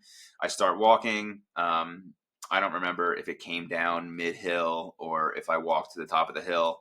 Either way, I didn't walk for longer than maybe 20 or 30, no longer than 30 seconds for sure. Maybe 15 or 20 seconds. And that was enough to let my body settle, make it to the top, and then run down the backside, and then head out to this lollipop loop. For me, I was feeling again like I was making good progress through the course, and I was also starting to realize, my watch was 0.5 miles behind the course markings. So I don't know if I don't think I started it early. I'm not really sure how that happened, if it was just my watch being weird or if the course was marked weird or whatever. But I would basically get to, mile 10 on the course and my watch would say 9.5. And so I'm like, sweet, I'm fucking making my way through this thing. As that progressed, I would eventually see 17.2. And in a normal situation, I would kind of have the mindset of like, barely into this mile, got a long way to go. And instead, I'd be like, basically got a quarter mile until I finished this mile. That's like how I was thinking. And so it felt really empowering. I finished that lollipop loop, came back over the bridge, came back over the hill, did the same thing. I walked a little bit on that hill, ran through the plateau that was in the middle of that side, and then walked a little bit towards the top. Again, just 15 or 20 seconds, but like holding myself accountable to that 147 heart rate number. At that point, I come down the big hill. I shoot over to the right towards where the tribal bridge starts. And it was kind of funny because the first lap on the tribal bridge, I was a little bit like, this isn't exactly what I remembered from the 70.3. In the 70.3, like I said, you go through it twice in 13.1 miles. So it's pretty much packed the whole time, except for the very beginning of the race when it's just like the super fast people out in front. Like once the bulk of the race comes, it's like the bridge is packed. Well, I get to the bridge and I'm like, there's kind of nobody here. It's raining. I'm like running up from the initial side of it. And I'm like, okay, can't walk on the tribal bridge. But I'm like, my heart rate is getting to 147. If I'm sticking to my plan, I'm going to be walking. But I can't walk on the tribal bridge. But I also don't see the flag. Where the fuck is the flag? And so I'm sort of balancing this out. And for the most part, I'm still feeling relatively fresh and steady. I manage my heart rate enough, and I just keep going up over the bridge. I eventually see our whole crew. They were just a little bit closer to like the far side of the bridge. They weren't so much in the middle. So I eventually see them. I see Cam, Blaine, my dad, my mom, Jack. My mom gives me an update that Chelsea said that I was 3.5 minutes back on 10th. And this was the first race that I was ever doing where I was really competing for top spots and really like caring to know any kind of placement throughout the race. In any kind of past race, like it hasn't been brought up and it hasn't really been relevant. And I didn't exactly care so much about my place. What I really wanted to know was how many age group slots for worlds does my age group have? How many world slots does my age group, men 30 to 34, how many slots does it get? Because once the race starts, if you go to the Ironman app, once the race starts and everybody's out and they know how many people have started in each age group, that is when they determine how many slots go to each age group. And they put that into the app, once the race starts or at some point after the race starts. And so I wanted our group to get me that information, but I just did not get that information in the first part of the race like that. There was some information that was slightly given to me, but it wasn't totally correct. So the main thing that I just heard was like, you're 3.5 minutes back on 10th. And when I heard that, my main intention was just like, buy more into your process. Like I'm already going at essentially what I feel is like my sustainable work rate, right? I told you about that metabolic rate with my bike and my heart rate numbers the whole time. And to me, it was very similar. I had that 135 number targeted, but I was actually running at about 140, and that felt sustainable to me. So to me, I was keeping around that 140 average. I was capping myself at 147 or so anytime I needed to walk, which was really only like, I think, a total of 4 times in the race. Maybe a total of 5 times. And to me, it was like, okay, whatever. I'm generally up there. We'll see how many slots it is. I continue back out for the second loop, and this is where the mindset of pacing myself starts to get a little bit of like a mind fuck in a way, because there's a part of me that's like I'm like I have another half marathon to run. Like I'm pacing myself to run for another hour and 45 minutes or so, hour and 50 or 55. That's like around what it takes me, right, with my pacing. And so I'm like, I can't just like start to kick it into another gear. Like I have a lot left. But at the same point, it's like, well, all right, well, like when's my moment where I'm going to like start to push and have it be like hard, right? And so I'm like feeling this out as I'm getting through, mile 15, mile 16. And I'm like, I have 10 miles left. And in my mind, I'm like, a 10-mile run at a 9-minute pace is 90 minutes, right? Like some of my Z2 runs, sometimes when I run for 90 minutes, it's like I pretty much hit exactly 10 miles. And so I'm like, all right, well, like I'm not going to be running a 9-minute pace. I'm running faster than that. I had seen that my pace wasn't down in the 8-minute number that I expected, but I didn't really care about that. And I wasn't even really looking at that. I was generally making sure that my mile times were like in the 8:20s to 8:30s. But I was way more focused on just like, what is this sustainable work rate? I haven't even mentioned my fueling. I got to mention that. So my fueling for the run in my transition bag with my run shoes and my run belt was a bike bottle that had 400 calories of tail end. And my intention was 200 calories an hour that will last me 2 hours. And then I almost didn't really know, truthfully, what I was going to do for the final roughly 90 minutes or 90 plus minutes. I was a little bit like, maybe I'll do gels on the course. Maybe I'll do, if I have gut things going on, maybe I'll try Coke or pretzels, but let me just like work more about these 400 getting down. And I'll just figure that out as I get into the back half of the course, which to me was also like my experience. Like there's a difference between winging it and having the knowledge and the experience that how your body is responding on the day can dictate the fuel that you need. That is a truth on experience. Like I wasn't just winging it and saying what I'm going to do, whatever. It was more like what has worked well for me throughout this race, right? And what can I, figure out on the fly. That was the mindset. I finished I used a full bike bottle, which people ask, like, is that a pain to carry? Right? Like, I don't like to carry that. To me, like, I just don't give a fuck. I don't care. Like, I have tinkered with so many different run bottles and, the handheld flask or the hip flask. And it's just like, at the end of the day, just the simplicity of carrying a bike bottle that has a good volume of fluid in it is just way more preferred to me than any of these fancy dancy slim run bottles. And the idea of like it being annoying to carry or heavy or whatever, like I have just run with it enough and not cared that I continue to just not care. I find it valuable to have that much water with fueling. And I will tell you that ended up becoming a huge unlock for me because I haven't done a long run where I have 400 calories in a bike bottle. Like I haven't done a 2-hour training run. I didn't do a 2-hour training run in this block. I think the longest run that I did was an hour 45 minutes.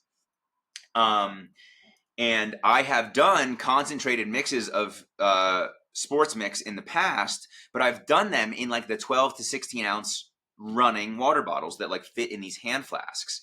And to me, they're just they're a little bit too syrupy. They're a little bit too syrupy, a little bit too thick, and it just doesn't taste right, feel good with my gut, cooperate. And so for me, I did a standard bike bottle. I think it's literally 20 ounces.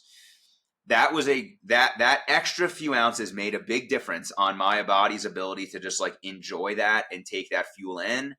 And it was also really easy for me to ration it out. I feel like I struggle at times in the past. I've struggled to like, the fucking 12 ounce bottle. It's like, this thing has 12 ounces and like 400 calories. How am I rationing 6 ounces? Right? Like I take a swig, it feels like a third of it's gone, but it's super thick. And then some of these running bottles are like also insulated, so I can't totally tell how much is left. And to me, like a bike bottle is just so simple. So if you are somebody who needs to figure out your run fuel and you're talking about all these different gadgets and run bottles and flasks and all this shit, my process has just been whatever. Fucking run with the bike bottle. You got a lot of bike bottles. It also simplifies the just the overall, logistics of the gear that you need. So I finished that for exactly 2 hours. And then the fueling that I decided to do on the back half, on the final stretch of the run, was very similar to how the very small bites of the Cliff Bars and the Martin Bar on the bike worked really well for me. I did that with Martin Bars on the back half of this run. And so they were giving out Martin Bars in half bars. And so I just took 2 bars. So it was a full bar, 160 calories. And I just nibbled on that and had small bites for the remainder of the run. Anyway, though, back to that idea of like, it's supposed to be hard and I'm 7-8 hours into this thing. Like, I'm not necessarily feeling fresh, but like, when am I going to like be in this battle, right? That's like the mindset that was like a little bit like, what the fuck? And to me, it felt like there was never a moment where I entered that type of now it's oh, here's the thing where like, oh, boom, I'm going to start to run harder. I'm going to start to push. It was just like, boom, with around 10K left, I was just in it. I was just in it. And it was like, I described it to Chelsea as it's like, it's as if you're like waiting on the edge of a pool and you're about to jump in, right? And it's like you jump and you have the feeling of entering the pool and then you're underwater. To me, it was like I was on the edge of the pool and then I was underwater. Like that's really what it was like. Like there wasn't a period of like I'm entering the water. It was just like I'm there. That's how it felt. So about 10K left, 6 miles, and I am starting at the highway bridge that goes to the other side of the river, right? And that's where you got the hill, then the loop, then the other side of the hill, then you make your way to the tribal bridge, and then you're crossing the bridge and you're coming home. That's what's left here. And I got to say, I had this guardian angel who I haven't mentioned yet. When I was watching the bike pro start, this guy who was there as a spectator, he shouts out, Ryan, tribal training. So I'm like, hey, what's up, dude? Shake his hand, meet him. It's this dude named Steven. He's like, I've been following you online. I'm like, sweet, man. Thank you so much for the support. Thanks for saying what's up. Pretty much right after that is when my dad called me about the news piece that we got to do. So I sort of just said, what's up to this dude, and then took off. I had seen him at some point earlier in the run, and he said, what's up, and I just shouted him out. But once I started on this highway bridge to cross the river, he was right there. And he was like, have you gotten any updates? Do you want any? And I was like, I haven't really gotten any updates. He was like, you're in 10th. I was like, sweet. So I had made up the 3.5 minutes that I was down when I had gotten the update from my mom via Chelsea via my mom back on the tribal bridge. And so I was like, okay, how many world slots are there? And he didn't know how to find that, but right in real time, he's running alongside me. I'm like, go to the app, check this thing, see what it says, 30 to 34. He's like, there are 9. I'm like, you gotta be fucking kidding me. And so if there was any moment where it was like, start to go, it was this right here. And I already mentioned that this bridge was almost like a descent, like it was a slower and steady, almost like a negative false flat. So I just started to lean into it a little bit, and I was like, fuck the 147 strategy on these hills. Like, this is the last 10K of an Ironman. Like, this is exactly what you came for. And so I'm running up this hill, and it had been like off and on raining pretty much all day. There were times on the bike when it was like really, really raining. There was a stretch where it was raining for like 30 minutes, it felt like, but then like it was kind of like pockets of rain throughout the day. It was just really like wet. Obviously, it had been raining off and on all day, so it was just super wet. The sky was completely gray. And at this exact moment, it starts downpouring. And I am running up this huge hill as it is just completely downpouring. And I'm like, this is just so surreal. I'm like, this is exactly what I came for. This is exactly what I came for. I came for this to be hard, for this to be a challenge beyond just doing the distance, right? I thought it was going to be a challenge for these different reasons. It ends up being a challenge related to the no swim, the mindset, the weather, the rain. I certainly didn't pick doing Chattanooga because I expected it to be a rainy day, right? So that was all totally new. And to me, I was just like, I'm not allowing these external conditions to take me out of my execution on my plan. And so I run right up this hill. I don't like try to beast mode it. I just steady power up it. I focus on my cadence. You know, I manage my heart rate a little bit. Like I don't let it get over 151, I think is what it reached up to. I hit the descent. I run down the descent.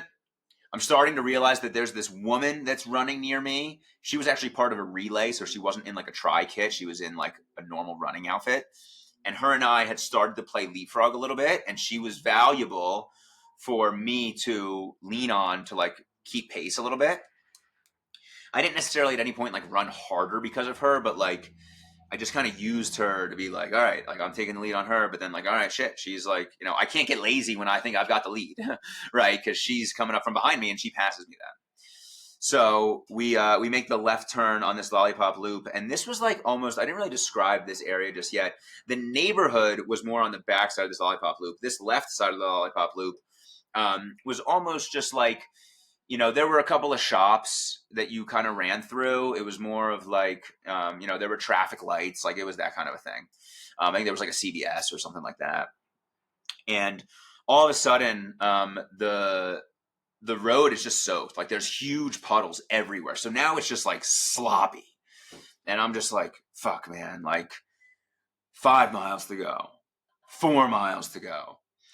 And right, I'm not all of a sudden in like this heroic effort. It's just like continue to press, continue to press, continue to press. And my aerobic output is feeling generally sustainable, but my body is breaking down a bit, right? Like I'm feeling like I'm having to work a lot harder to maintain any kind of speed, right? And I'm leaning as much as I can into any kind of descent, right? I said that neighborhood was kind of a descent. It kind of winded down this little just section, kind of leading into this golf course, and so I'm leaning into catching some speed around that, and I'm passing people that are probably on their first loop. There wasn't really a sense of like, is there anybody around me that's at my same type of time because of this time trial start? That was just thrown out the window of really understanding if anybody is near me running at the same total time as me. Like I just had no idea. And so I'm continuing to press. I get back to the base of the hill. I finish the loop, and now this is coming up from the backside, right? This is the 2-tier hill, and I do the same thing. I just run right up it. I don't try to just like fucking kill it, but I'm like, I'm not stopping. I keep my cadence up, keep running. This chicken, I continue to leapfrog. Starts to go down the backside, and I'm like, okay, like I basically have, I crossed the 24-mile mark going up the hill, and I'm like, I got like 2 miles left, less than 2 miles left, basically is what I'm telling myself. And I'm like, I got this huge descent. Then I have this neighborhood section that connects me to the tribal bridge, like this city kind of neighborhood section. And I'm like, and then I got the bridge, and then like I'm kind of home free. That's like what I'm telling myself. And so I'm going down this big descent, and right at the bottom of this descent, where kind of the split is between people that are going up it and then people that are going down it. First, I see Mason on the other side, and I just like, Mason sees me first, I think, and he just like gives me some love. I like look up and like give him a little bit of an acknowledgement. Then literally like 20 seconds later, I see Aaron, and Aaron is running in the same direction as me. He's finishing his first loop. And so I just like run behind Aaron. I tap him on the back, put my arm on his shoulder kind of, and just keep moving on. He gives me some love. And to me, I'm like, this is now the push. Like I'm into the push of the final stretch of the race. Like I have less than 2 miles left. I just cruise through this descent. The way that this course is set up is I can kind of ride this descent speed that I've got over to the right near the tribal bridge. And then once I'm on the bridge, who knows what the hell's about to go down. And so I keep cruising around. I'm running. There's like people along the street that have some tents set up, right? I'm starting to get some love from people who clearly see like this dude is hunting down this finish line. This dude is hunting down this finish line. And I had no idea what to expect. I wasn't even thinking about like, where's anybody going on? Where's the people on the bridge? Where's the team? Where's my family? I was just like, just hold on to this effort. And I was like pleasantly surprised that Cam and Blaine were basically standing probably 100 yards before the start of the bridge. And so I see them. And at this point, like I had been holding on to this work rate for what felt like 30 minutes. Right. And I haven't even mentioned this, but basically from like mile 20 to 25, I like felt myself on the verge of breaking down in tears. Right. Which was part of what felt so weird on like the idea of like pacing yourself, but you're pushing, but you're at your max work rate. But it's not like it's like painfully hard in the fact that like you're dying in the moment. And then it's just like the continuation of this is like such a mindfuck.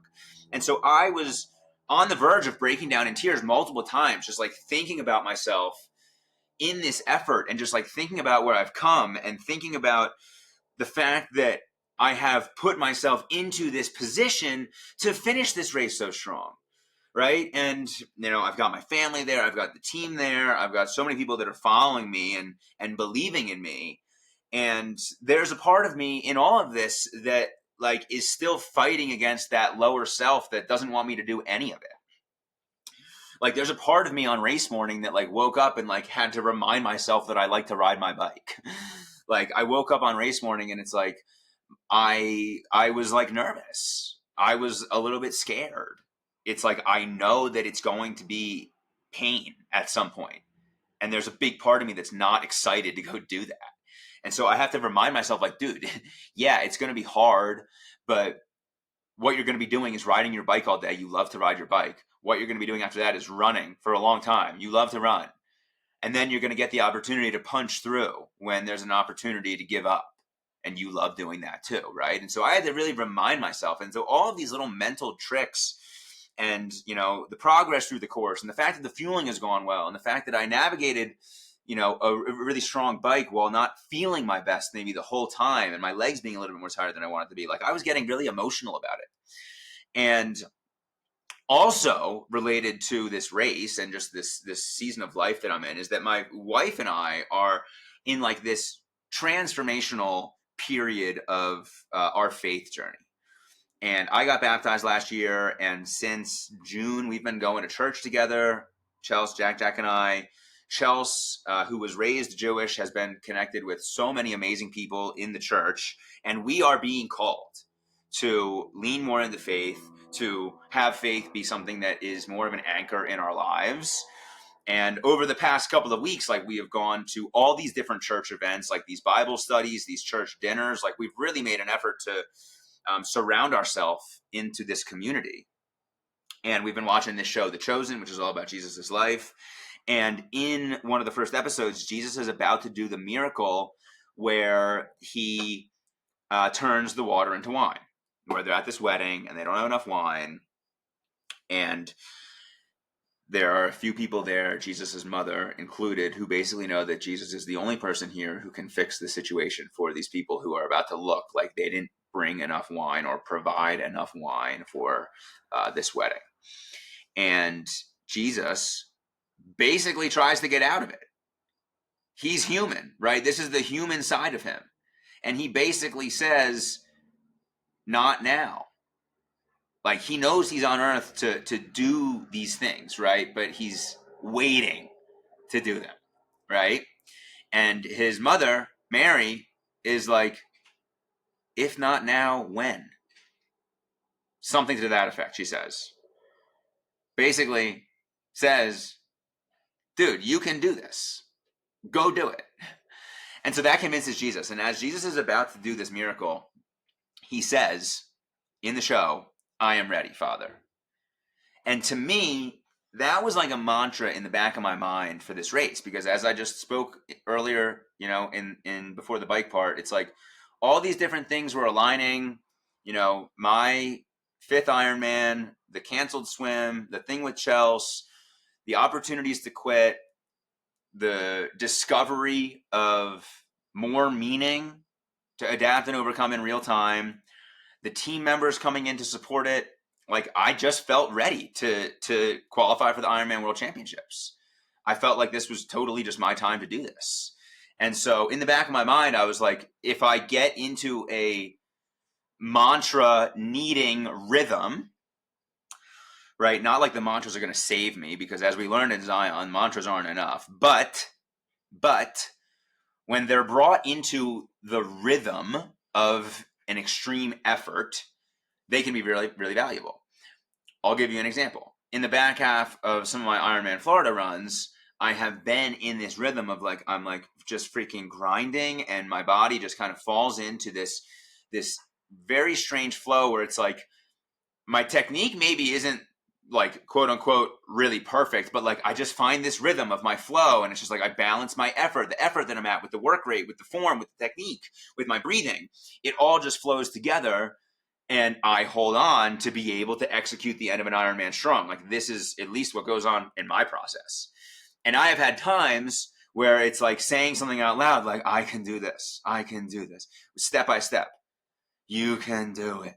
You can do it. Like barely talking, but like exhaling at the same time, but like using the rhythm of my step pattern. Like I've known that that's been a skill and a tool of mine. And so to me, I was like, the idea of being like, Father, I'm ready. That was really what I was thinking about. Father, I'm ready. I know Jesus said, I am ready, Father. To me, it was like, Father, I'm ready. Father, I'm ready. Father, I'm ready.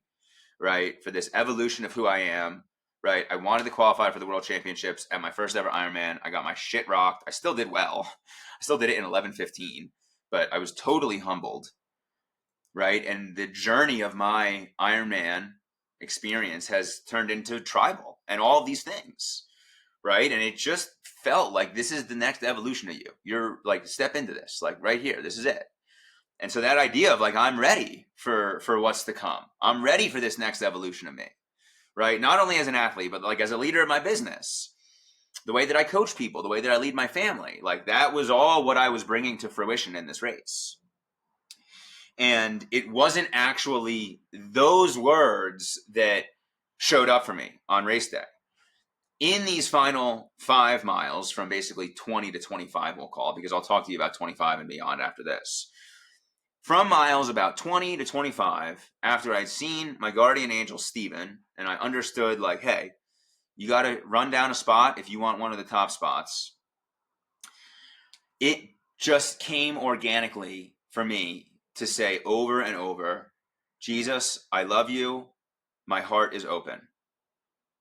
And over and over and over, I was just saying, Jesus, I love you. My heart is open. Jesus, I love you. My heart is open. And like, even me saying that out loud right now, like there's a level of that where it's like, I'm a little bit uncomfortable saying that. Like I'm still really new to this entire faith journey. It feels, but I've also made a lot of progress on where I've been. A big part of this weekend is that I was really bold in my faith. I prayed over every team meal that we had. I prayed over meals out at restaurants. I prayed over Five Guys with Blaine and my dad after the race. I prayed over the burgers that I had with Aaron the next night. And to me, I was just like, part of how I want to carry myself this weekend is that if I ever have an urge to speak to God, I will not dismiss that. I will not. Anytime I have an urge. And so I had an urge to pray over Five Guys. I didn't go into Five Guys like, ooh, I'm going to get Five Guys and I'm going to pray over the meal. It was just like, I'm eating at Five Guys. We just ordered burgers and I have a nudge to pray. And I'm just going to step up into my power and I'm going to be bold. I'm going to enter action with boldness. Same thing with Aaron. Like, dude, all of a sudden I'm praying over meals. I have my hand on God's shoulder. I prayed over Aaron before the race. I was like, if I just feel called, I'm going to step up into this power. And to me, that was also like the idea of saying, Jesus, I love you. I, for 30 plus years of my life, have not been saying anything like that.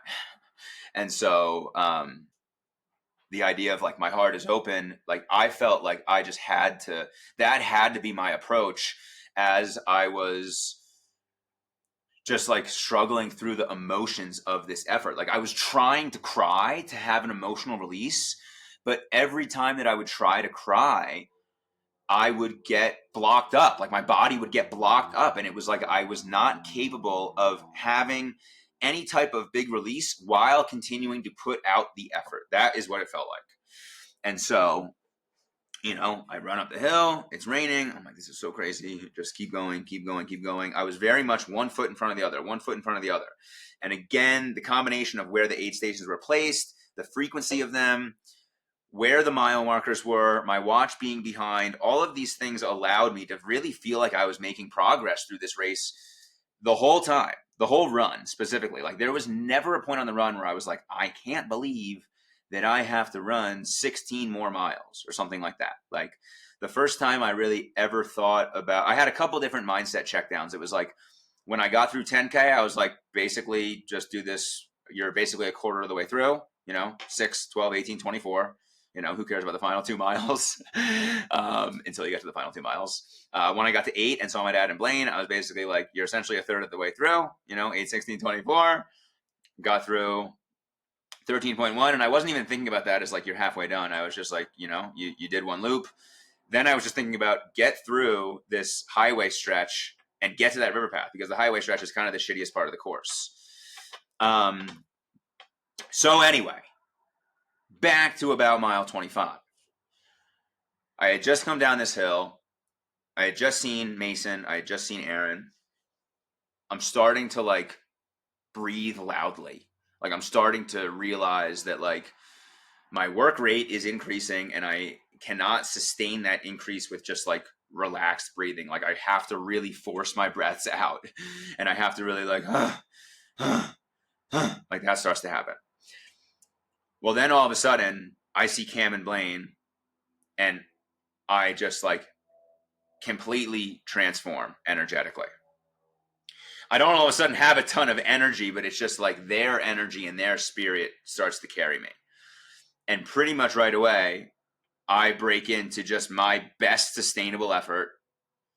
I start hauling ass with them, running side by side up the tribal bridge, which I got to say, the tribal bridge, running from that side, it's like 3/4 of it is uphill, and the crest of the bridge is actually really close to the other side. So by the time that you're actually at the top of it, you're pretty much close to it being over.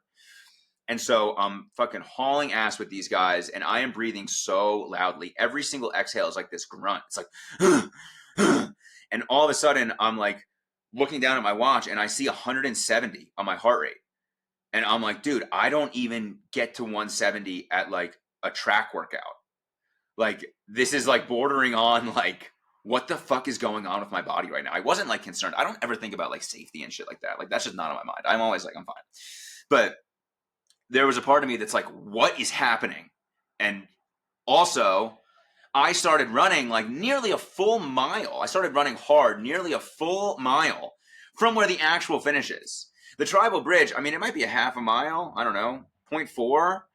But then once you finish the bridge, you still have to like do this big loop around where you then like head to the left off the bridge and you take this winding road that goes below it. And then, you know, the finish is another 1/4 mile beyond that. And so to me, I'm running with Cam and Blaine, continuing to run. My dad ends up being at the top of the bridge, and he said that as a parent, he was concerned. He was concerned with just what was going on, right? Because this is the last mile of an Ironman, and I'm going as hard as I possibly can. And I see my mom. I see Jack. I think my mom is crying, just like cheering for me. It was really, really cool. And as I'm running over this bridge, every single other person that was on the bridge like turns to look at me. And like they're basically like, whatever is going down right now is like a spectacle, which to me is just like, dude, I love to be that guy. I love to be that guy that's putting out something that puts people in awe. Like, that's amazing to me. That's like the core of what's beautiful about sports, is that I can do something with my mind and my body that's so magnificent that people are drawn to it. Like, I feel that way about some people's performance. I was talking about the freaking Ohtani home run a couple of weeks ago with that same type of awe and wonder. And to me, like, just the fact that I have been able to tap into that in Ironman is just remarkable. Like, that makes me feel amazing.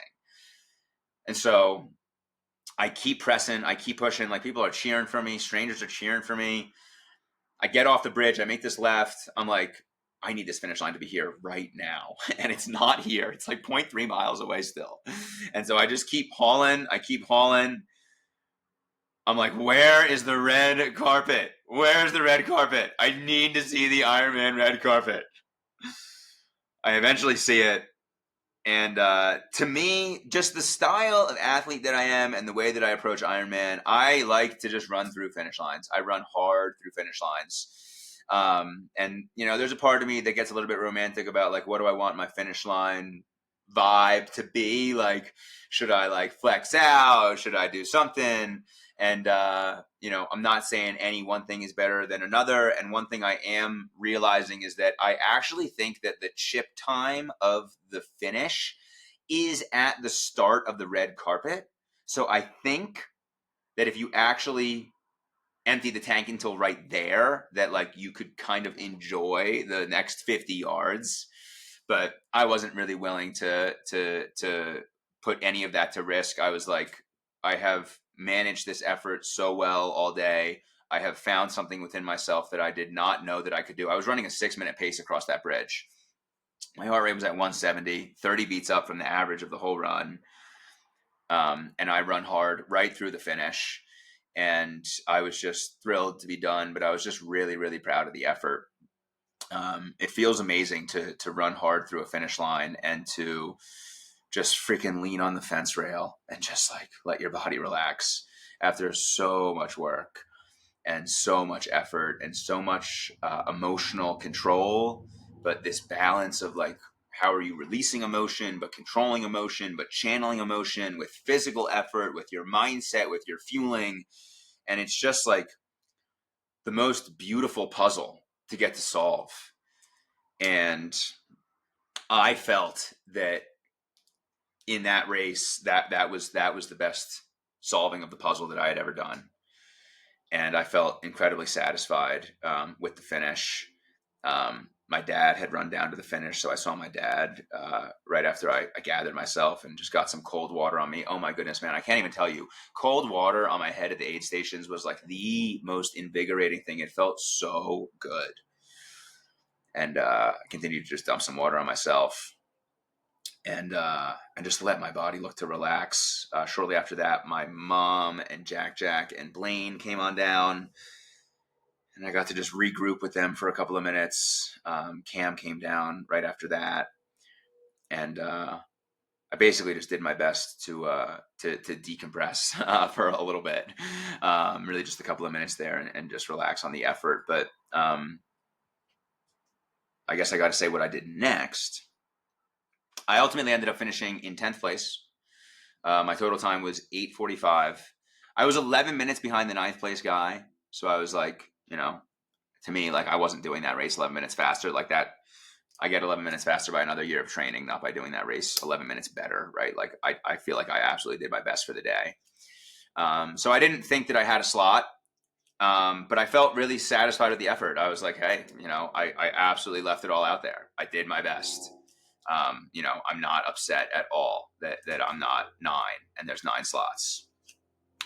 And really my mindset was just focused on like, how can I get myself together? And then, we've got 2 first timers that are out on the course. So how can we go and find them and support them and be there for them as well? My post race, my post finish, freshen up situation. This is a big unlock. This is, if you do Ironmans, you got to be doing this. I had my mom get me a few gallons of water. I had a Dr. Bronner's soap, and I had a bunch of towels that I took from our Airbnb. And I did a gallon shower in the parking lot. And I had a bunch of cozy clothes. I had sweats. I had fresh socks. I had a long sleeve. I had a sweatshirt. I had a rain jacket. And so I cleaned myself up. I got right into clean clothes. And I sat in the car with the heat on for, I don't know, a little while until I warmed up. My body had chills a little bit, and so just doing all that made me feel way better. And to me, now that I've done a few of these, like I did that after Ironman Florida last year as well, and the Ironman Florida before that, I really waited a while until I was able to like clean myself up. And so with the intention of staying out there for a number of more hours, it's been important for me to realize like, hey, you got to take care of yourself. If you just like linger in this depleted state for an hour or 90 minutes, like you're going to be fucked. So take care of yourself, drink some water, get some stuff down. I got a Five Guys burger. That was great. And then we ended up going out and tracking and finding Aaron and Mason. Aaron and Mason, I got to highlight these guys. So Aaron and Mason have both been a part of Tribal for a little over a year.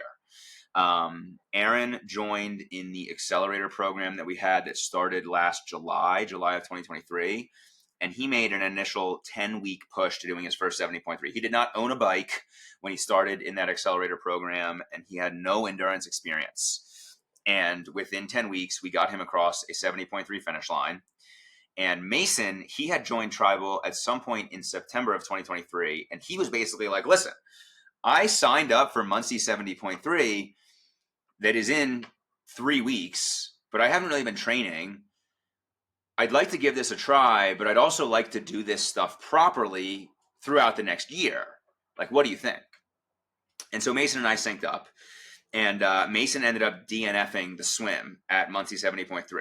Aaron did Muncie. So Muncie was September 30th of 2023. And on that day, Mason DNF'd the swim, and Aaron did finish his first 70.3. And the two of these guys, it had been exactly 364 days, 1 day less than a full year, because the Chattanooga Ironman race day was September 29th. So in less than 1 year, Mason went from DNFing his first swim to doing his first 70.3 in Chattanooga 70.3 with the team in May, to then doing his first full Ironman on September 29th in Chattanooga.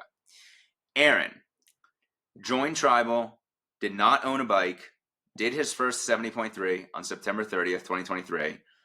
He then did Chattanooga 70.3 with the team in May. He then did Muncie again. The date of that was moved to, I think, June. So he had done 3 70.3s, and then he just did his first Ironman. And so these guys, to me, these guys are really strong examples of how you can really transform your life in under a year. How you can transform your life, how you can transform your mindset, and how you can accomplish things athletically that you never imagined. Now, a very cool validation of these guys' athletic progress is that both of these dudes ran the marathon of Ironman Chattanooga at a faster pace than they did the half marathon in Chattanooga 70.3 in May. So think about where these guys could be again in another year of training, right? Think about how much more fit they'll get, how much faster they'll get, and think about how much their mindset can continue to improve throughout that whole process. Like, it's just epic. It's just epic. And for those guys to also capitalize on racing with the team, just super, super cool.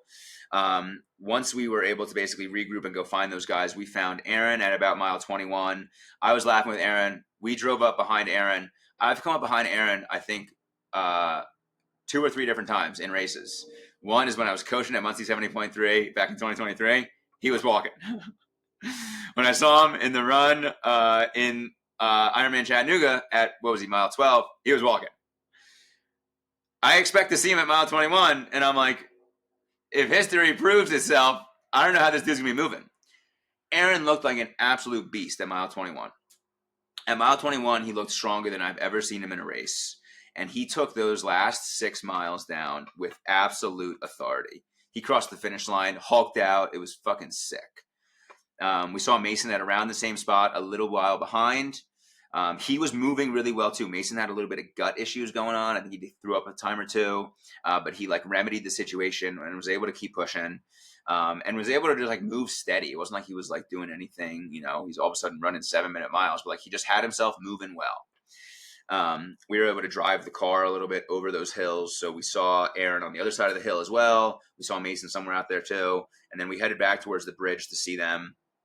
And it was really cool because we ended up having everybody on the bridge for Mason coming through to bring us home. Aaron had finished. He came back up. Blaine was helping Aaron with his bike and all that stuff. He came back up. And so we were all there with my dad, Cam, me, and bringing Mason home. Got to highlight that Blaine and Cam came out for the race. That was just remarkable. Cam flew out from LA for it.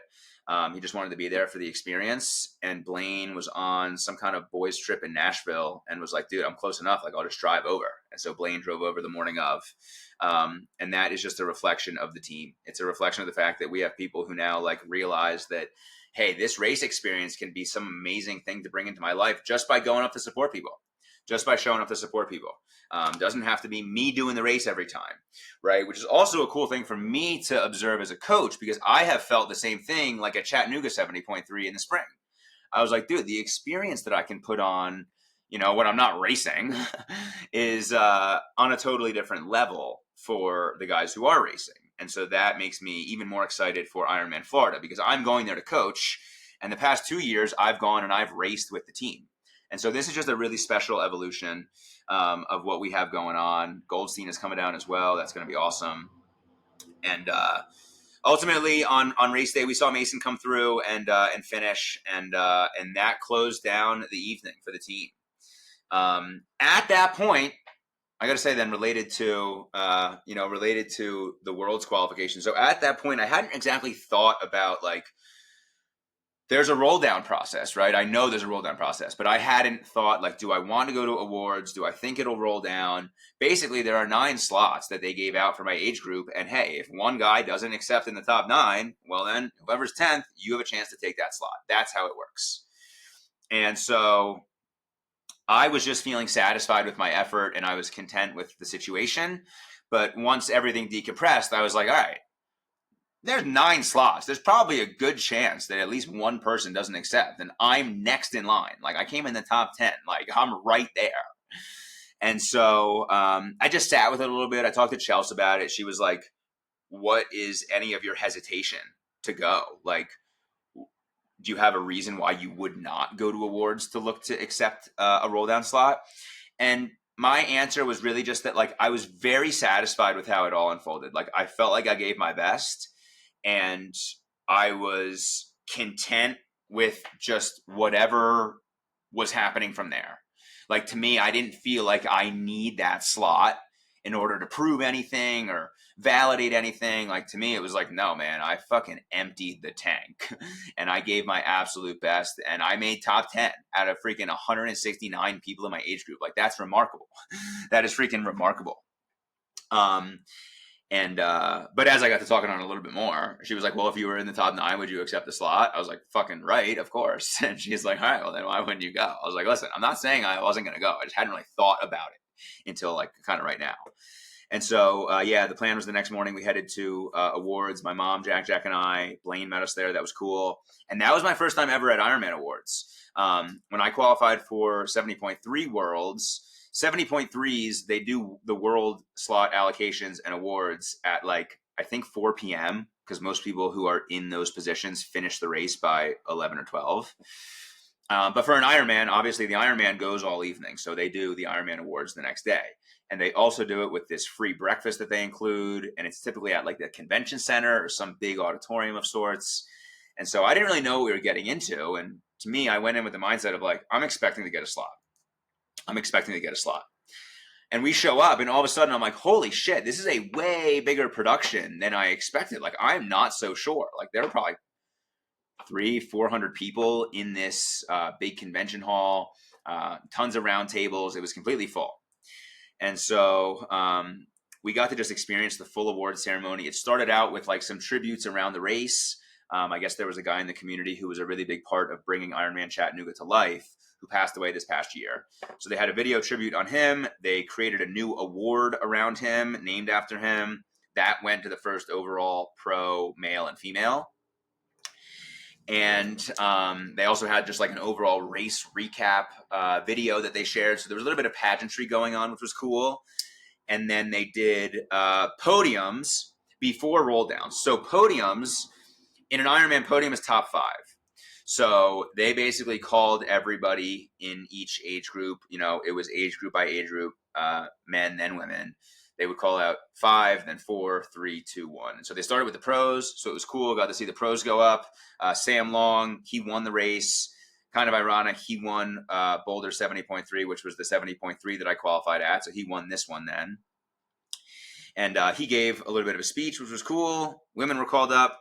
Then they went, you know, I think it's like 18 to 24 and then 25 to 29. And then it kind of goes up by 5, right? That's the age group allocations. And so they did all podium awards. Everybody gets called up. They get a little placard. They did all that. Then they go in the opposite direction for the slot allocations. And so the way that it worked, right, when I did the 70.3 Worlds, it was actually this funky day in Boulder where the air quality index was shit. And so they were really rushing through awards intentionally. They were basically like, listen, we got to get these things taken care of. Air quality is shit. And for me, for 70.3 Worlds, it was top 16 slots in my age group got Worlds. And I think I was 15th. And so they were just like, if you're in the top 16, come up. So I had no other expectation of what it would be. This was a bit cooler because they went name by name. So like in the 70 to 74 male age group, there was one slot. And so they called up that dude's name. And you would, you know, jump up and say that you are accepting the slot. It was kind of funny. Since it's Nice, France, they had everybody say we. And so they would go age group by age group, and they would just say, hey, there's X number of slots in this age group. And then they would just go person by person. I would say that for most age groups that were like 50 or above, almost every slot was accepted. But I already almost skipped over the part where I knew I was getting a slot. So when they called up the podium of 30 to 34, they called up 5 guys and only 3 went. So right off the bat, I was like, there's 2 guys that decided to just skip this. So there's definitely 2 slots that are rolling down. Now, I still needed to have this process unfold to know for sure, right? But this is how it was all kind of going down. So I would say that like for 50 and above, it seemed like almost everybody accepted a slot. But then once they got into the 40s and the 30s, those were the age groups that had more slots. Like there were some that were 8, some that were 9. And it was just like with that many people, there's just, I guess, naturally going to be more slots that roll down. And so it started to become a little bit apparent, like, okay, well, these, there's definitely going to be one, but there could even be like a surplus a little bit. And so they eventually get to 30 to 34, and they call up the dude who won my age group, and he wasn't one of the ones that was there. I didn't know which of the 3 of the 5 were the ones there versus who were the 2 that weren't. But they call it this first dude, and he's not there. And so right away, I'm like, boom, I got a fucking slot. Let's go. And I pretty much black out after that, and I'm just waiting for them to say my name. And it's like, what's going on? What's going on? What's going on? And then the lady says, Ryan Dreyer. And I just stand up. I'm like, woo! And give my mom a big hug and head up and accept my slot. They got you to register for the race right there. So you're locked in. It's pretty cool. And I am completely locked in and good to go. They give you a cool little placard. They give you a little French flag. They give you a little coin that says Ironman World Championships. And so we got to do some cool pics, some pics with me and Jack and my mom and Blaine. And what was really cool is that I was like, how am I going to tell the team? And the plan was then to go get breakfast with Aaron and Cam. They were still in town. And so I just sent a couple of pictures into the team once we got wrapped up at awards. And it was just awesome to get so much love from the group on the inside. And then to see Aaron and Cam, 5 minutes after that, and they're like, dude, no words. Are you kidding me? So it all just felt really special. It just, again, like I just had this overwhelming sense that I was ready for this. I had this overwhelming sense that like, I'm just positioned to have this happen. And it didn't happen as I expected, right? There were all these different things going on, but ultimately like the end goal was still achieved. And that just felt really, really sweet. And I gotta say, the other thing that's added in that's like really cool about this whole process is that when I did my first Ironman, the Ironman World Championships had just always been at Kona in Hawaii. And so you wouldn't even really refer to it as the Ironman World Championships. You would really just refer to it as Kona, right? Like I want to qualify for Kona. That was really the goal, right? But that means qualifying for the Ironman World Championships. Well, in the past 2 or 3 years, they have created this thing where they alternate now between Nice, France, and Kona. And so in one sense, I just accomplished a 5-year goal that I qualified for the Ironman World Championships, and I am so freaking excited to race in Nice. I've never been to Europe. I'm so excited to do that bike course. I'm so excited for just everything about it. And in one sense, it's like, damn, man, like I achieved what I was looking to achieve. But in another sense, I'm really grateful that I still get to pursue Kona. And I'm only going to do one Ironman next year. I'm only going to do the World Champs. And so World Champs, I'll tell you what, it'd be kind of a miracle if I come in top 10 and get a Kona slot at World Champs. Odds are I'm probably like 200th or 300th in my age group, which is all the best people in the world. So what I'm really visualizing and seeing is that it's going to be a number of years until I get to qualify for Kona, which to me is just exciting. Like I love having an aim like that. I love having something to chase like that. And through this experience, right, like the aim was Kona, right? But look what came about throughout that, right? Everything that Tribal has come about through that goal, right? And now through that goal, I get to go to Europe. I get to go to Nice with my family. I get to ride in the freaking Alps. Like, that's amazing. I'm so open to all these possibilities, right? And that's the mindset to me. That's the mindset to keep leaning into is like, how do I keep orienting like a big aim in all areas of life, right? Big aim that points me in the right direction, but how can I be open to whatever the path is to get there and whatever opportunities pop up along the way? Like to me, that's what it's all about. And so, yeah, qualified for Ironman World Championships, 5-time Ironman, 8:45 total time, which to me, like that means my sub 10. There was no swim, but I can comfortably accept that that's like under the sub 10 pacing. I expected that I would have done the swim in under 55 minutes, and they had pretty short transitions there. So I think I might have been around 9:45, but you never know. You never know, right? I don't really care about that. It's more about just like that. That was always the benchmark to me. The benchmark for qualifying for Ironman Worlds, I always saw as sub 10. If I can go sub 10, that will put me in position to qualify for Worlds. That's really why I'm mentioning that. And to me, it's like, okay, well, I guess I did go sub 10, right? Because I went 8:45, but like, I went at it differently, and it happened differently. I will also say that the first day that we were at Ironman Village, it was raining kind of hard, and the river looked fucking gnarly. There were like white caps literally going in the other direction of the way that the current goes of the river.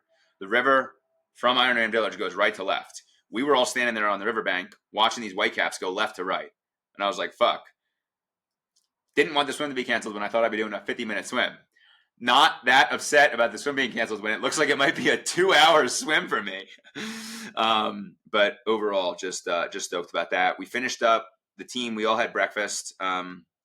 We met Cam and Aaron, and my dad met us, and my mom and Jack and Blaine and I were there, and we hung at breakfast for a while, and then basically parted ways. I ended up driving my dad and Cam back to the airport a couple hours later. Blaine took off and drove back to Jacksonville. Later that night, Aaron and I went to this sauna and cold plunge place, and then we got burgers, which was rad. Grabbed burgers and a couple of beers and just got to bro out, which was sweet. And then I got to tell you, so this is the sprinkle at the end that I wanted to add in. So to me, my style on doing races is to find a 2 or 3 hour window on the back end of my travel that I can do something even more adventurous with. Not more adventurous than an Ironman, but like, how can I tack on a little bit more adventure? And I'll give you my example. When I went to Oregon 70.3 in July, like, it's freaking amazing to go to Oregon to race. Like, it's amazing to do that ride, to do that run, to be in Salem, to swim in the river. All that is awesome, right? And we did the recovery day out of Pacific City Beach, right? So we drive out to the beach. It's like an hour drive, the most beautiful drive ever, through these Oregon forests, over these tiny little Pacific Northwest bridges that are bumping over these creeks. Like, it's just beautiful and it's amazing. And that to me is like, dude, that's like a whole nother memory from the experience. And it's like, there are so many memories and experiences that happen inside like the central race, right? But those are all in one location. So they a little bit sometimes blend all together. A little bit. It's like everything was just like kind of the race, and you remember a few different things that, of course, were meaningful, right? But then it's like, okay, well, we're going to go out to the beach. Like, that's a totally different experience. That's like its own thing that's totally added, right? But this past year, I even had a little bit more time after that. I had 2 or 3 hours to kill before my flight. And I went out and I drove to the Columbia River Gorge, which is like this massive river and just freaking gorge thing in Oregon. And I go and I find this really cool brewery that I post up at. I get some food, and then I found this beautiful old scenic highway that I drove along, and it had all these waterfalls that you could drive 2 miles, then you pull off, then you see a waterfall, you can go up this little hike to it, or you could just basically pop out and see it without having to do any kind of hiking. And it was just like every 2 miles there was a freaking thing. So I had this like amazing experience that totally gets added on to the end of this whole beautiful trip, where I had my best 70.3 ever, right? I had this amazing experience with the team. We had the team meals, we had the post-race team hangs, all that stuff. Then we have the Pacific City Beach Day, right? And that's its own beautiful thing. But then I'm layering in a totally other thing because I got a couple hours to kill, right? And so what I did this time is I was flying out of Nashville, and our flight, Jack and I, was at 3:05. And so I was like, listen, we've spent a lot of time in Chattanooga. Like, I could just fart around here for the morning and let Jack do his morning nap here before we then leave the Airbnb at 11, right? Or I'm like, I could bring a little bit of intention to this, and I could drive up with Jack to Nashville a little earlier, and I could have 2 or 3 hours to kill up there. And I used to live in Nashville. I lived in Nashville for 3 years, my first 3 years out of college. Chelsea and I lived there, and it was a really meaningful part of my life. And I have not been back to Nashville, and Jack's never been to Nashville. And I'm like, with a little bit of intention and a little bit of effort, I can make a really meaningful experience for us. And so what was the intention? Basically just packed my shit up the night before. I packed up my bike bag, got the bike broken down, organized all my shit. I set my alarm for 7:30.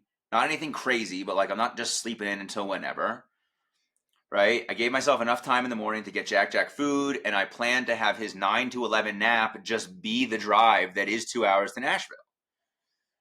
And so, boom, all of a sudden, Jack and I show up in Nashville. I totally forget that we gain an hour by going from East Coast time in Chattanooga to Central time in Nashville. So we show up at like 10:30. I'm like, sweet, we got even more time. And we go to a coffee shop and grab breakfast at a place that I really loved. We hang out at this pumpkin patch. Then we get to go down on Broadway. We go into a honky tonk. We go by the Preds Arena. My first job out of college was working for the Preds, selling tickets for them. So we go outside of Bridgestone. We go into the team store. We go to this bar across the street and pop in that was Robert's Western World. That was the bar that actually convinced Chelsea to move to Nashville. And she was the first one to move there, and then I chased her down there. Then we drove past our old apartment. We drove past this mural, this wing mural that's like a really popular mural in Nashville. Got some pictures there. And like all these things were like little like 2-minute stop, right? It's like we went into the honky tonk and like I wasn't like hanging out for 30 minutes, like having a beer. It's like we popped in, we're there for 2 minutes. Okay, on to the next. Pop into the Pred store, in there for 2 minutes, on to the next. Take a picture outside the arena, on to the next. Into Robert's Western World, back to the car, drive over to the wing thing, right? Past the apartment, right? Then I was like, let's go up this other road to Mumbrian, this old bar that we used to go to, Tin Roof. We went to all the time. I was making no money when I lived in Nashville. My first salary was 19 grand a year. I hit all my sales quota and I got a 5K bonus through all my commission. I made 24 grand my first year. And we used to always go to Tin Roof on Demumbrian, and they had dollar PBRs and their happy hour was $5 quesadillas. And we just used to live at that place. And Jack and I drive by there. Then I'm like, wait, our favorite barbecue spot, Peg Leg Porker, was right around the corner. Let's like go over there. So we go over there, we get barbecue real quick, and then jet off to the airport.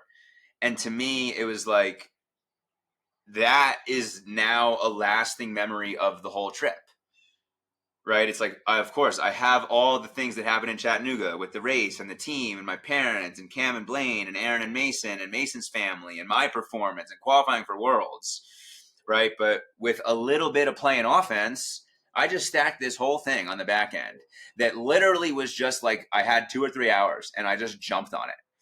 And to me, like that's just my style on going to places like this. Is like, how can I explore even a little bit more, right? Like just because I'm racing in Chattanooga doesn't mean Chattanooga is the only place I'm going to. Getting out of town, this is the final thing that I'll wrap with. I got the rental car dropped off and I just had so much shit to bring back. It was crazy. It was like the rolling suitcase, right? The tribal flag in the PVC travel thing is on top of that, balanced. The baby backpack is like slid into the freaking arm of the rolling suitcase. Then I got my bike in the bike bag, and then I got Jack in the freaking rolling stroller that's like the collapsible travel stroller. And I'm like kind of thinking I can push all this at once. There's this lady that comes behind me. She's like, do you need help? But she had a kid with her too, and they had a bunch of shit. I was like, I'm just going to figure this out. And I start to realize that, oh, if I have the bike on my right side and if I have the rolling suitcase on my left, I can have my arms on those things and then I can push the stroller with my hips. And so all of a sudden, Jack's asleep at this point. We are just making our way, right? From the parking garage where the rental car is. I'm moving all this stuff. Again, the same way that on the Tribal Bridge, people were in awe. People were in awe of this effort. And I'm like, this is awesome. Like, we're just making life happen right now. We're just making this happen. And we make our way from the rental car spot into the elevator, down the elevator, over to the terminal. We go to the Southwest check-in spot, and there's this lady that works for Southwest that's like, you made it. Like, how did you do?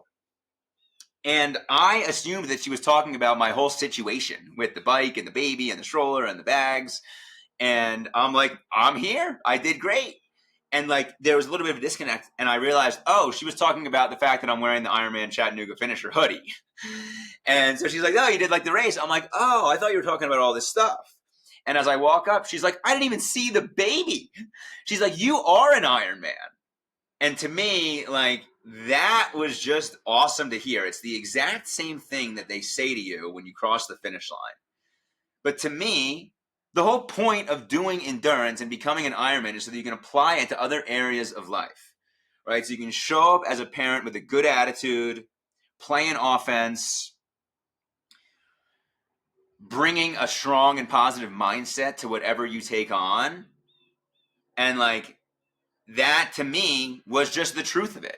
It's like I could have sat around and viewed traveling with Jack Jack as something that limited me. I could have viewed the fact that my flight is at 3 p.m. as like, oh, well, I can't really do anything. Got to just sort of wait around. And it's like, no, man. Endurance has trained me to fit shit in. Endurance has trained me to show up with a good attitude and make the most of whatever happens and whatever I have access to. Right. And that entire Nashville trip, which was 2.5 hours of total time, that paired with the whole travel from the rental car to the terminal, like that is why I do Ironman. Right. And I really believe that the reason that I qualified for the World Championships is because that's my mindset and my attitude. Right. My mindset isn't, oh, this is such a pain. I can't do this. I'm limited in this way. Oh, whatever.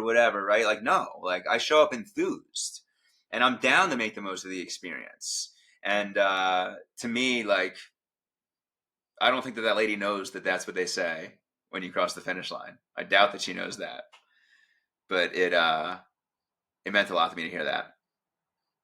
I will also say, maybe I'll finally close with this, major strategy upgrades for the flight home with the baby, right? This is also part of the process. What did you learn from the race? What are you improving for the next race? Well, I learned a lot from the first flight on how not to do it. I tried to do middle seat, mistake. I didn't have toys, mistake, right? Didn't have interesting snacks, mistake, right? So what did I do this time? All right. I went, first of all, loaded up on toys. Thanks to my mom and dad. They got Jack all these toys in Chattanooga. It was great. I loaded up on toys and I went to wherever I can find the first aisle or the first window seat. But not only did I find the first window seat, I found a window seat that was near the wing of the plane so that Jack could look at the wing because that's interesting to him.